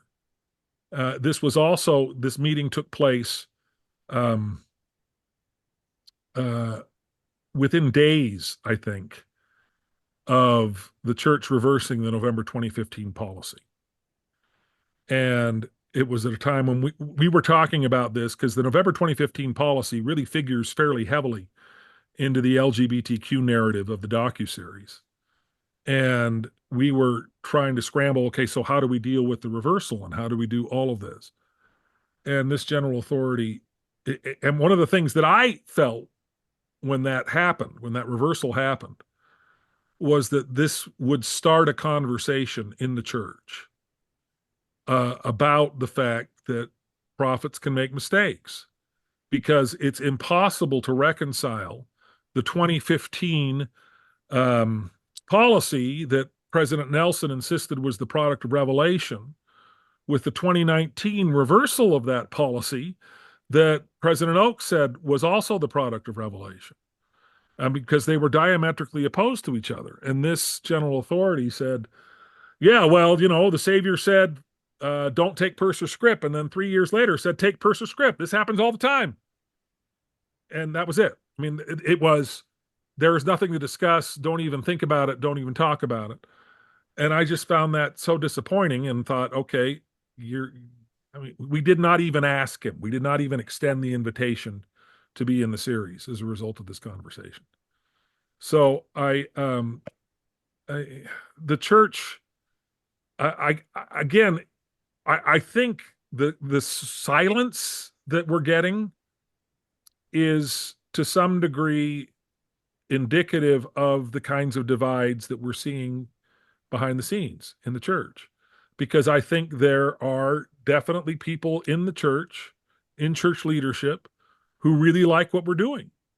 And I think there are definitely people in church leadership that don't. Right. And so the end result is silence. The end result is they sort of cancel each other out, and we're just kind of wandering. I mean, at one point, you know, um, I don't know if I've mentioned this general authority by name. I probably have, but at one point I had a general authority thank me for everything I was doing for Aaron Sherinian. When Aaron Sherinian was left twisting in the wind, and I essentially said, "Why aren't you doing anything?" And the answer was this: "Oh, it's very difficult, and there's all these different things, and blah blah blah." I, the, being in church leadership, there are a lot of boundaries and limits to what you can say and what you can do that become, I think, make it difficult for any sort of church member to stick their neck out on something like this, or And I church think I leader. can also understand why the church might, because there's such a wide variety of views in the Yeah, episodes, why the church would say, well, we don't want to officially endorse all the views that are expressed or this series as well. I can sort of understand that point of view as well. I can understand it too. I mean, I talking to a guy in who works for the church who said he's like, I think we should do a podcast with John DeLynn. The church should do a podcast with John DeLynn, and the goal should be to bring him back. We should follow the Ziezra model. I'd love to watch And that. but he's like, I would love to have Patrick Kieran and all these guys go on these podcasts and actively engage with these critics. He says, but I can't find church leaders that are willing to agree with me. So there's very much different kinds of points of view on this. But Um, it might be a build bridging experience to motivate more people, more podcasts to start having that sort of engagement. And I guess my follow-up question is, do you feel that overall the response to the docuseries from ex-Mormons and believing members is generally quite positive? I've listened to some of the panels, and is that sort of the yeah, reaction you're getting, or is there some people who didn't like the series? the most negative reactions we're getting are from ex-Mormons because they don't think um, they don't think that we give them adequate voice, and I can sort of understand that. At the same time, um, a lot of that comes from people who just want to make sure that we're taking the church down. Yeah. That and that wasn't the goal of the podcast. And They're so, not the sort of people who would want to see a fair, balanced, nuanced conversation, probably. well, I've told this story on a number of panels, but I think it's worth telling again. I have a friend who has now left the church. I mean, he at the time he was planning on leaving the church. He says, "I'm going to leave the church at the end of the month," and that was last month. And I said, "I'd be very interested in hearing what you think of this series." And so he watched it, and he came back to me and he said, "Well, Jim, it's very well done, and it's not for me." I mean, he essentially said it with that tone of voice. It's not for me. And I went, "Well, what do you mean?" And he said, "Well, um, you do give critics a chance to speak, but it's very clear that your goal is to help persuade people to stay." And he says, "And I don't want to stay." He says, I think the church is irretrievably broken. I don't want to listen to people trying to convince me to stay anymore because I'm not going to stay and I made my decision. So I don't want to hear people who are telling me reasons to stay. He's like, so it's just not for me. And I think that's the reaction of a number of people who have left, who watch this. Um, John DeLynn, when the podcast was initially released, somebody went on Reddit and said, John DeLynn, are you okay with this? They make you look like an apologist. That's what they said. Is John DeLynn okay with the way you're representing him here? And John jumped in and he said, look, is this something I would have done? I mean, is this the docuseries I would have made? No, of course not. Is this the best representation of people who have left coming from a faithful perspective? By a mile. Says there's never been anything like that. So if I think people who leave who are looking for this podcast, I keep calling it a podcast, looking for this series to be kind of a takedown of the church, you're going to be disappointed. I think Bill Reel is kind of disappointed in that regard. But I would hope that if you've left and you watch this series, you will see that we believe you ought to be treated with empathy and respect. And I think that is a huge departure from the way people from a faithful perspective engage with people who have left. So in that regard, I would hope that they can then see that. But if you insist that there's no way a person with integrity can stay in the church, then this docuseries is not going to be for you. Yeah. No, I see that, but I think it was a huge step in building bridges. Honestly, I think it was great to see as well. And I think it humanized the critics as well. It's one thing where you talk about people like John DeLynn or Jeremy Runnels, on a faithful podcast, and there are these insidious individuals, but actually seeing them on the same video as some of these faithful people, and also seeing them say some quite fair things as well about the church. Not everything was negative. I think that was really important and good to see, and hopefully that will influence more of those collaborations and discussions. And sort of leading to the next thing I wanted to talk about was obviously the recent tragedy over the assassination of Charlie Kirk that happened last week. And I didn't really follow Charlie that closely. I watched him on Jubilee and had watched some of his videos, and I don't follow American politics super closely because it's very polarizing. I sort of identify more as like a moderate, agreeing with some things on the right, some things on the left. And obviously I'm from a country where there is huge political division, but both in politics, there's a lot of us versus them in division and polarization and hatred between both camps, and there's extremists on both sides. And even if you disagree with some of Charlie's views, I think we would all agree here that it was tragedy and awful and condemn what happened to him.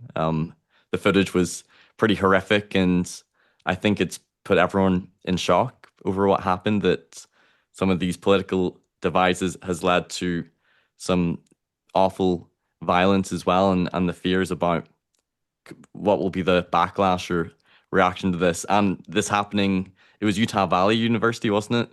So very much close to home for you, Jim. This is right in the center of Mormonism as well, with the person who shot the bullet likely being a member, or I think he is a member. Maybe he might have stepped away, but I think the reaction to this has shown that our divisions, this polarization, this us versus them, could lead for certain people to do horrific violence. It's scary and it's awful to see. Well, when it first happened, they initially wrestled a man to the ground and insisted that he had done this. And it was a man by the name of George Zinn, who I'm now in trouble for sort of defending because they've since found child pornography on his phone. So I am in no way defending the child pornography on his phone. And didn't he actually state that I'm the shooter? It was me. Yeah. I'm the one, arrest me. So anybody who has worked in So I made my living for over a decade working in Republican politics in the state of Utah. I mean, I'm Jim the Progmo. Everybody thinks I'm this left-wing, wild-eyed liberal. I'm very much, I consider myself a Reagan conservative. I still believe everything I believed when I was a Republican, and I watched the party of Trump go so far away from the party that my father represented and my grandfather represented in the United States Senate for a combined total of 42 years. So I come from a long line of prominent Republicans, arguably the most prominent Republican family in the state, and everybody assumes that I'm just this communist or whatever I am because I can't stand Donald Trump. But anybody that has worked in Republican politics in the state of Utah knows George Zinn. George Zinn is a weird, mentally challenged um, gadfly, is the word that the press uses, and I think it's an appropriate word. He shows up at every event, every political event in the state of Utah. When John Huntsman Jr. was installed as the ambassador to China in a ceremony in China, somehow George Zinn showed up in China. Everybody called him, my dad used to call him one of the three Nephites because he just would magically appear everywhere. Everybody who works in Republican politics knows George Zinn. He's a kook. He's kind of, but I always assumed he was harmless. He got in trouble at one point when he sent an email to the organizers of the Salt Lake City Marathon and said, "Do you want me to plant some bombs at the finish line?" And he got arrested for that, rightfully so, because that was threatening violence. But I mean, he's not mentally all there. I've had hours of conversations with this man, primarily because I ran for Congress, not as a Republican, but as the first candidate for the United Utah Party. And I, held a bunch of events, and George Zinn came to every single one of them and just would come and talk my ear off. And I was like, George, can I talk to other people other than you, please? Can you go away? Uh, so, so I just say all of that because it was so bizarre. All of a sudden, here's George Zinn, and George Zinn is the shooter. And I already live about a half hour away from where this happened. I know exactly the spot where it happened. I'm familiar with Utah Valley University. And it felt so close to home and so raw and so terrifying because, everybody calls Utah Valley Happy Valley. There's probably no greater concentration of church members anywhere in the world than in Utah County. And to have that be the site of something this horrific, something that is, I think, changing the trajectory of the nation in a very, very troubling way. It's almost surreal to me that this happened and it had this huge impact. And of course, my first reaction too was to take to to to social media and condemn the violence. It's not that I agree with Charlie Kirk on anything, um, but I certainly condemn. I don't think he ever said anything that deserved cold-blooded murder like this. But that is apparently not enough at this point. It's not enough to say I condemn his murder. It's I have to praise Charlie Kirk. I have to agree with Charlie Kirk. I mean, we're now seeing Jimmy Kimmel yanked off the air because he went way too far. It's like, well, what did he say? He didn't say anything condemnatory about Charlie Kirk. But it's not enough. You have to lionize him. You have to say he's wonderful and he's great. And after this happened on Twitter, Ward Radio, Cardin Ellis has been really angry with me about this, blames me or people like me. I had one guy say essentially, I'm quoting him verbatim, "You are officially my enemy because the people I voted for did this." It's like, well, I did not ever vote for this 22-year-old kid To do who, something like that. That's I not didn't go fair for. to make a comment like that Of because course, it's this could not have been fair. done by someone really extreme on the right wing. They could have done this to a Well, left wing and activist, and initially, everyone on the conservative would condemn that. And we shouldn't say that, well, you must abandon your party, your political beliefs because of that one crazy person who did that. So it's not fair for people to say that. initially there was some evidence coming in, and this is what Jimmy Kimmel did get fired for. There was evidence coming in that this guy was a groiper, which is something I didn't even know what it was. I don't know if either of you know what a groiper is. Groper? Groiper is it's based on this meme of a frog. I mean, it's this very online thing, but it's tied to a guy named Nick Fuentes, who is a white supremacist, and his followers are called groipers, and they declared war on Charlie Kirk because Charlie Kirk is too pro-Israel and they're anti-Semites, and so this guy carved groiper memes on his bullets. And so it started to come out that maybe this guy is far right.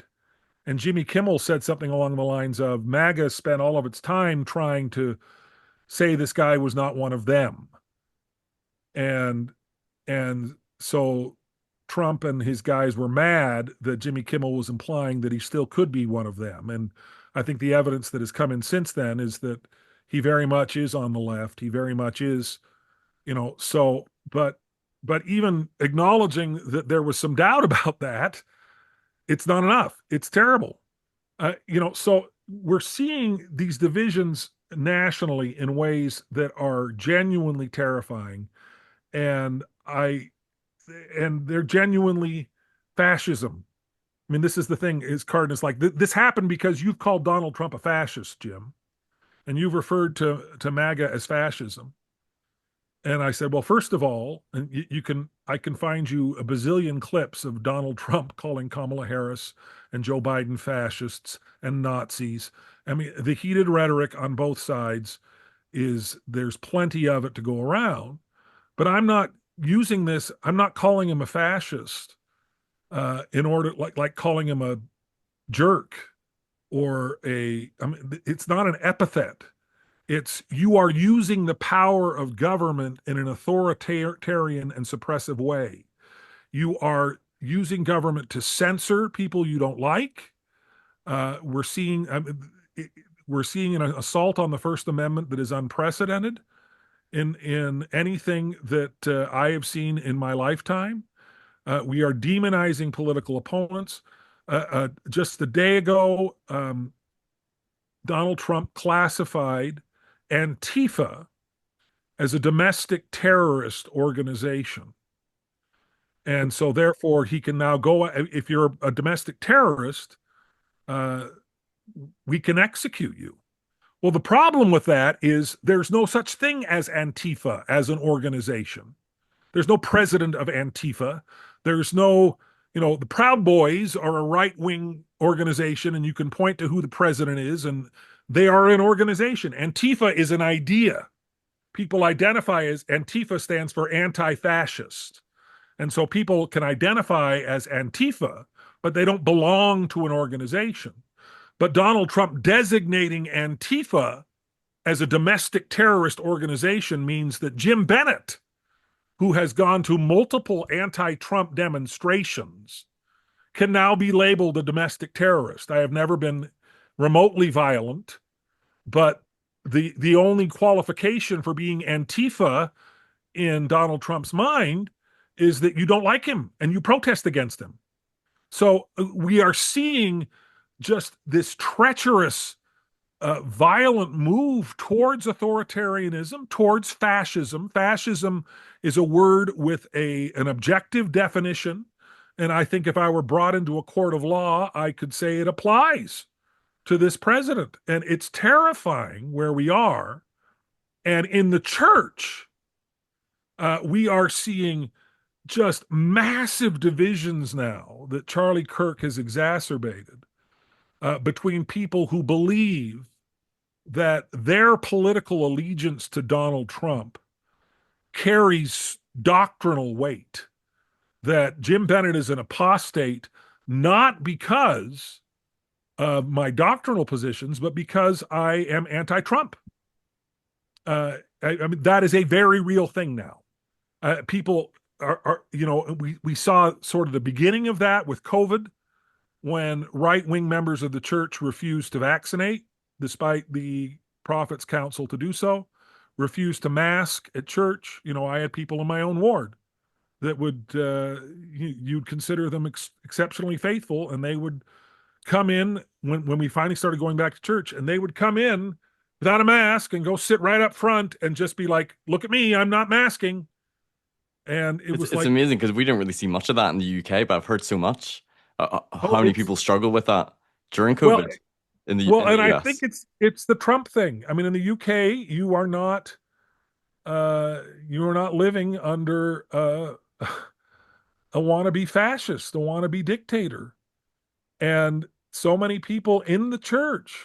I mean, I classified this as a huge trial of my faith. Dallin Oaks has counseled us we should never say that you can't be a faithful member and not vote for a particular party or a particular candidate.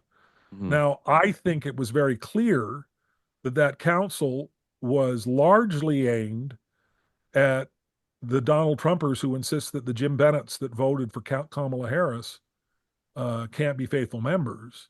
But I also have to recognize it's aimed at me. I can't say, or the prophet would not have me say that you can't be a faithful member and a Trump supporter. And so I've had to wrestle with that. I've had to figure out how to reconcile that. And I have many uh, friends who voted for Trump and are good members of the church. And for many And people as well, it's also the what the party is standing for, the ideologies, the policies as well that comes into people's well, decisions and as well. that's kind of where I'm landing on this. I mean, initially, right after, I have a guy that's following me around, and we've invited him to be on on our podcast. But everywhere I go, he's like, right after this happened, right after Trump was elected, you called everybody in your elders quorum a Nazi, and he's sort of right because somebody posted a meme that said, "This is how I look at my elders quorum right now." And it was just a bunch of people in Nazi uniforms, and I just said "same" underneath it. And I look back and I go, okay, um, what I was doing was expressing my problem. I mean, I'm framing this as my problem. It's not the elders quorum problem or the church's problem. It's my problem. It's how do I deal with this, knowing all of these people voted for fascism? And the way I have sort of reconciled it is that I don't think the vast majority of the people who voted for Donald Trump recognized uh, just what they were voting for. And I think that so many people in the church, particularly, see the issue of abortion as so paramount that they would vote for Adolf Hitler if the other candidate were pro-choice. They feel that strongly about the abortion issue.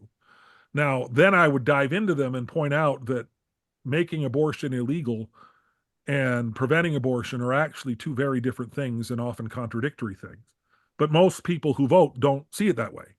They see it as, well, I have to vote for Donald Trump. I mean, a lot of people that I've talked to say I can't stand Donald Trump, and I think Donald Trump's awful. But the Democrats are pro-choice. I have to vote for. So I don't think, for the record, I don't think my elders quorum are Nazis. And I don't think everybody who voted for Donald Trump is a Nazi or a fascist. I do That's good. think they unwittingly voted for fascism because I do think Donald Trump is a fascist. It's like, well, then, Jim, are you going to stop calling Donald Trump a fascist? No, I'm not, because he is. And we have to confront that. And so I look at my fellow church members who voted for Donald Trump, and I think the overwhelming majority of them did so thinking that we are still operating within normal parameters. Hmm. So that's my long, lengthy, messy rant, but this has really hit close to home for me Yeah. in more ways than one. Physically, it's hit close to home for me because it's right by my home, but I am seeing the fallout on a local level in a way that is really, really disturbing. And I think it's going to get worse before or if it gets better. And I want to get your thoughts as well. We're gonna have to wrap up here in a Sorry, few minutes. Jim. Maybe this could lead into some final thoughts. But I think people can see the connections between the political division that obviously is in the US, but also throughout the world over politics, and people can feel very extreme on either side.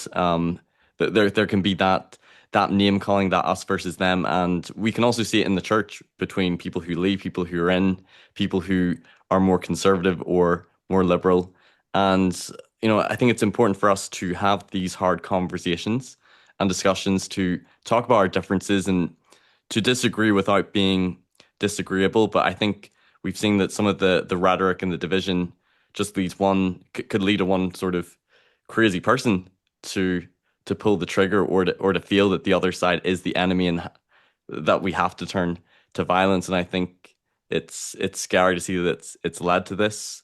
And I guess the fears that we don't want this to get worse or to leak into this space. I just want to get sort of your thoughts and talking about like peacemaking as well, and trying to, while there's going to be those differences, that I think this is a time that we need to try to have more unity or more understanding between people of different views, whether it's politically or in the church as well, and not to villainize those who feel differently, but to try to understand them. I just want to get your thoughts on this whole situation.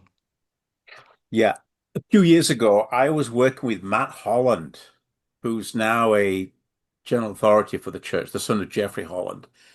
He was at the time the president of the Utah Valley University, and him and I were doing some professional work or trying to put some work together. And during the conversations, it was clear that he had this extraordinary legacy. Jim and I served with Matt Holland in Scotland. He was assistant to the president with President Dunn and President Banks at that time.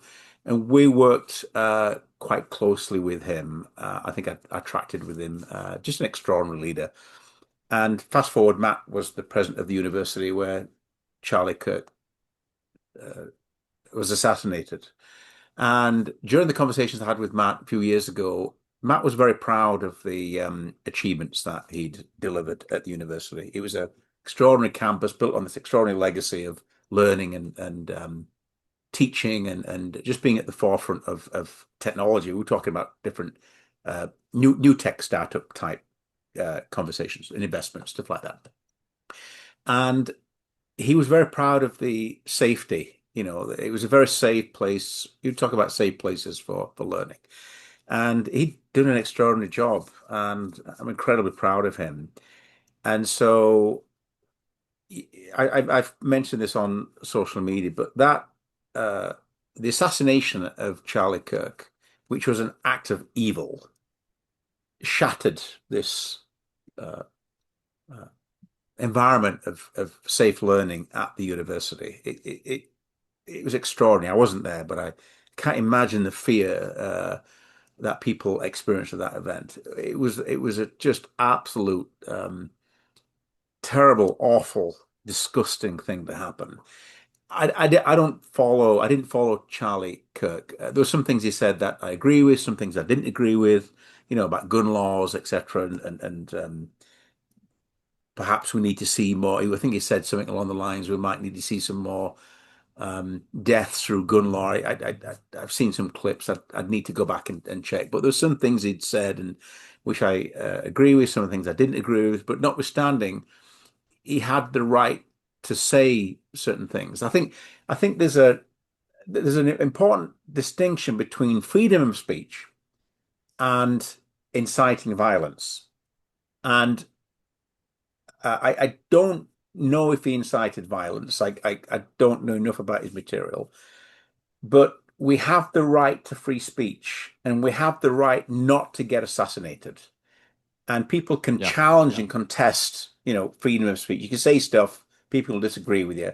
And you can say stuff that might even be verging on inciting, violence. The UK's got some new laws around that, which I some of it's balanced, some of it's not balanced. I think it's gone too far to some extent in the UK, where You can even, if you criticize certain things in a certain way, I think you can be prosecuted and get a knock at the door with the police. You can Yeah. speak to more about that than I can. I've been following some of that. So I think we have to distinguish between free speech and inciting violence. But regardless, no one deserves to be assassinated, to be murdered like that. It was just grotesque, awful. And so there's conversations, and even I've seen Stephen, where people in the church, someone that I know actually, is okay with Charlie Kirk being assassinated because it shuts down something that, conversations that this person disagrees with. And these people are in the church Yeah. who go to the temple, who've actually liked uh, the act where Charlie Kirk was assassinated. I've These heard are people say, members "Oh, of he the, had it coming. He yeah, they're deserved it coming with to some it, of the yeah, things he because said." he had this position. We don't agree with it or whatever, right? And people like that should be taken out. It's absolutely grotesque. We're talking about people who are in the church, active, go to the temple, who are okay with Charlie Kirk being assassinated. It's just, I can't. Jim's better with words than I am, but I can't find words to describe how grotesque and how awful that is. The other point I want to make, and I know we're coming to a close here, is the opportunity for the church to step up and lead and shape and influence a conversation about politics which is constructive, respectful, and balanced. The church claims to be the only church, true church upon the face of the earth. Doctrine and Covenants, section 130. That it's the only religious organization with the not just the moral authority, but the priesthood authority, the ecclesiastical authority, down by Jesus Christ on the earth through the living prophet. There's no other church like it. It has a direct line to God, and it is the mouthpiece of God and Jesus Christ for the creation of the earth and the creation of the human population and human experience. I mean, that's quite a claim. So let's say that's true. What is the church's role and responsibility in modern politics? What is its responsibility on geopolitics? Look at the world. It's so divided politically. There's wars. I mean, it's an absolute mess. With the church's $500 billion resources, there's a financial component for sure, but other vast resources. What is the role of the church in modern local, regional, and geopolitics? What's its position on certain things? Where does it stand on what's going on in Gaza and Israel and Ukraine? What's going on across the world where basic freedoms are being eroded?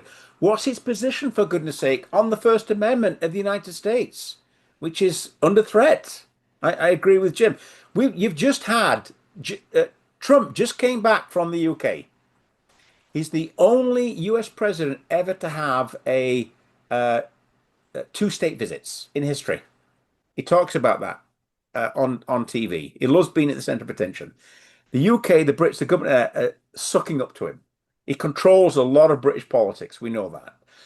And some of the thinking and some of the rhetoric, and more than rhetoric, some of the reality that we're observing here with our closest cousins and family members, if you like, from a political and economic perspective, that's America. The biggest trading partnership in the world is Canada and America, and I deal with that all the time. Um, and Canadians got its own outlook and perspective of what's going on just down the road here, south of the border, 150 miles from here, whatever. But we're seeing more division politically, more division economically. We're seeing basic freedoms of rights of speech being eroded. If you don't agree with Trump politics, then you're a target. And it's the principle of freedom of speech which is under threat. Canadians, thank goodness, are actually going the other way. They're actually making sure that we're not gonna go down that path. We're not gonna go down the path of the UK, which is also rights are being eroded there. I think Canadians are a little bit smarter and are actually trying to learn from that. So we're seeing all this unfold. But the question I've got is, where is the church leadership on all of this? What does the prophet have to say? Why won't they stand up at General Conference and talk about the elephant in the room? It's there. There's not just one elephant, there's 50 elephants in the room. It's safe to talk about the general principles of the gospel, and I get that. You know, Jesus Christ, forgiveness, repentance, love, service.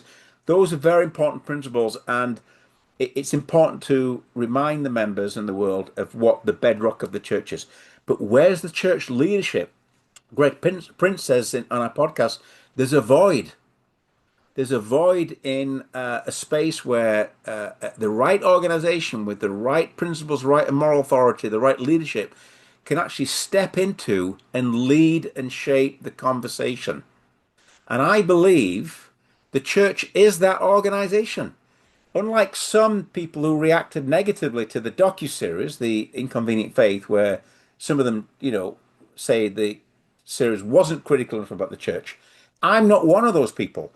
I want the church to succeed. I want the church to be around. I want the church to improve. And I want the church, with its incredible knowledge and intelligence, to speak up and to stand up and to talk about what happened at the university, with the assassination, talk about freedom of speech, and talk about what the heck is going on in American politics, and to take a stand. And I'll finish here, but if you go back to the Book of Mormon and the Bible, look at the Book of Mormon, and even in the restoration of the church, there are written and other examples where prophets, like the Book of Mormon, is replete with examples of prophets that were fearless. They were unafraid to stand up and speak up, even at the cost of their own lives, and to speak about things that they believed in. Samuel the Lamanite stood on the wall, and arrows were thrown his way, and they missed because he had the protection of God. But these prophets, and including prophets of the Restoration, seem to be unafraid to stand up and to speak up. We've lost that as a church. Where is that leadership? And Greg Prince talks about that. So the world is so divided. If there's ever a time where the only true church upon the face of the earth, with the authority that it claims to have, should step up and say something and do something, and take this opportunity to lead and shape the conversation in a very respectful, thoughtful, spiritual, Christ-like way. What would Christ do if he was on the planet right now? Well, I think he'd be talking about this stuff and dealing with it as he did back when he was alive. And he did. He addressed those issues. He lost his life over it. We know that.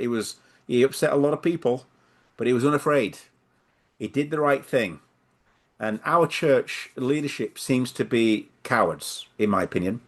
There's an opportunity here to do the right thing and be an example and to lead and to be Christ-like, and it's not doing that. So I am sad and disappointed in that, and I hope, but at the same time, I hope for change. I'm still confident that we'll get to that place where we can have the confidence and the bravery and the courage to speak up and to stand up to do the right thing. So that's my final piece. As you can tell, I've got strong feelings about this. So. Yeah, well, I'll maybe share like some just final thoughts I have in this whole situation. Then Jim, you can go after that, and Ian, if you have anything you want to add to that, like I hope and expect and would be disappointed if this wasn't addressed at General Conference. I think it needs to be all the wars that we're seeing in the world and the political division we're seeing, particularly in the United States, and with this recent assassination. I do think that the talk that was given, 2 or 3 years ago, on being peacemakers by President Nelson was a really inspired talk and devotional, and in some ways prophetic. And I think the message is even more relevant and important today. Maybe it hasn't fully sunk in, or people haven't fully applied what was in it about being a peacemaker. But even then, we were seeing the division, the us versus them, and the online rhetoric where people can often attack and malign and belittle people as well. And I think my sort of final thoughts in this is, on the one hand, there's scriptures that talk about contending for the faith. I think there is a place for discussion. I've even listened to a lot of theist versus atheist debates, or different debates, where some of them were actually, I thought, really edifying and respectful, and I really enjoyed them. Other debates have been very combative and very contentious as well. And I think it's like, how can we find that space where we can have those hard discussions, but we can do it in a spirit of understanding and kindness and love, and it's not fostering that contention. And something that's really stuck out to me as I've been reading the Book of Mormon this year is there's so many passages that talk about the people being stirred up to anger, and that always comes before then acts of violence or war. That people are using rhetoric to stir up people to anger, and then when the Savior comes and visits the Nephites, he says that it's not my doctrine, it's not my will to stir up the hearts of men to anger one against another, but it's my doctrine that these things should be done away. And I know that there's been times where I've maybe been listening to too much content, either critical of the church, and I felt stirred up to anger against leaders, or apologetic content that's very polemic against either critics or those who are more liberal, and I felt stirred up to anger. And I think if we're using rhetoric that is stirring people up to anger, if we're sowing that contention division, that's also not helping being a peacemaker. And it's finding that way that we can be that peacemaker, and we can try to build bridges, but still also have the hard conversations and stand for our beliefs and defend what we think is right. But I think something that I have to try to watch out for myself and avoid is often our egos can come into place. And when you feel very strong defending your position and you see someone who's attacking it, you just want to go in defense mode and you want to try to defeat them. And there's ego in it. And it makes me just think about, like, as the scriptures say, if you have not charity, you're nothing. Even if you have the most persuasive, compelling arguments, or if you do a debate against someone and you destroy them and you feel like you win, but if it's not done in the spirit of meekness and charity and in the spirit of peacemaking, I don't think that's the way Jesus would want us to navigate those differences and discussions. So that's sort of my final views in this, that I think we need to find a way, even if we have these strong disagreements, to not necessarily be disagreeable and to avoid the contention. Because I think at the minute, what you read, that person online said about you, that you're now his enemy. I think that's just it's not the right time for us to create bigger divisions between people. And if he did call you his enemy, well, Jesus said to love your enemies and bless those that persecute you and despitefully use you, and to turn the other cheek. And I think we need to practice more of the Christianity that Jesus preached. Amen. Amen. Any final thoughts either of you want to give on this podcast? Very much appreciate the chance to come and talk to you. Always a pleasure, sir. Thank you, Jim.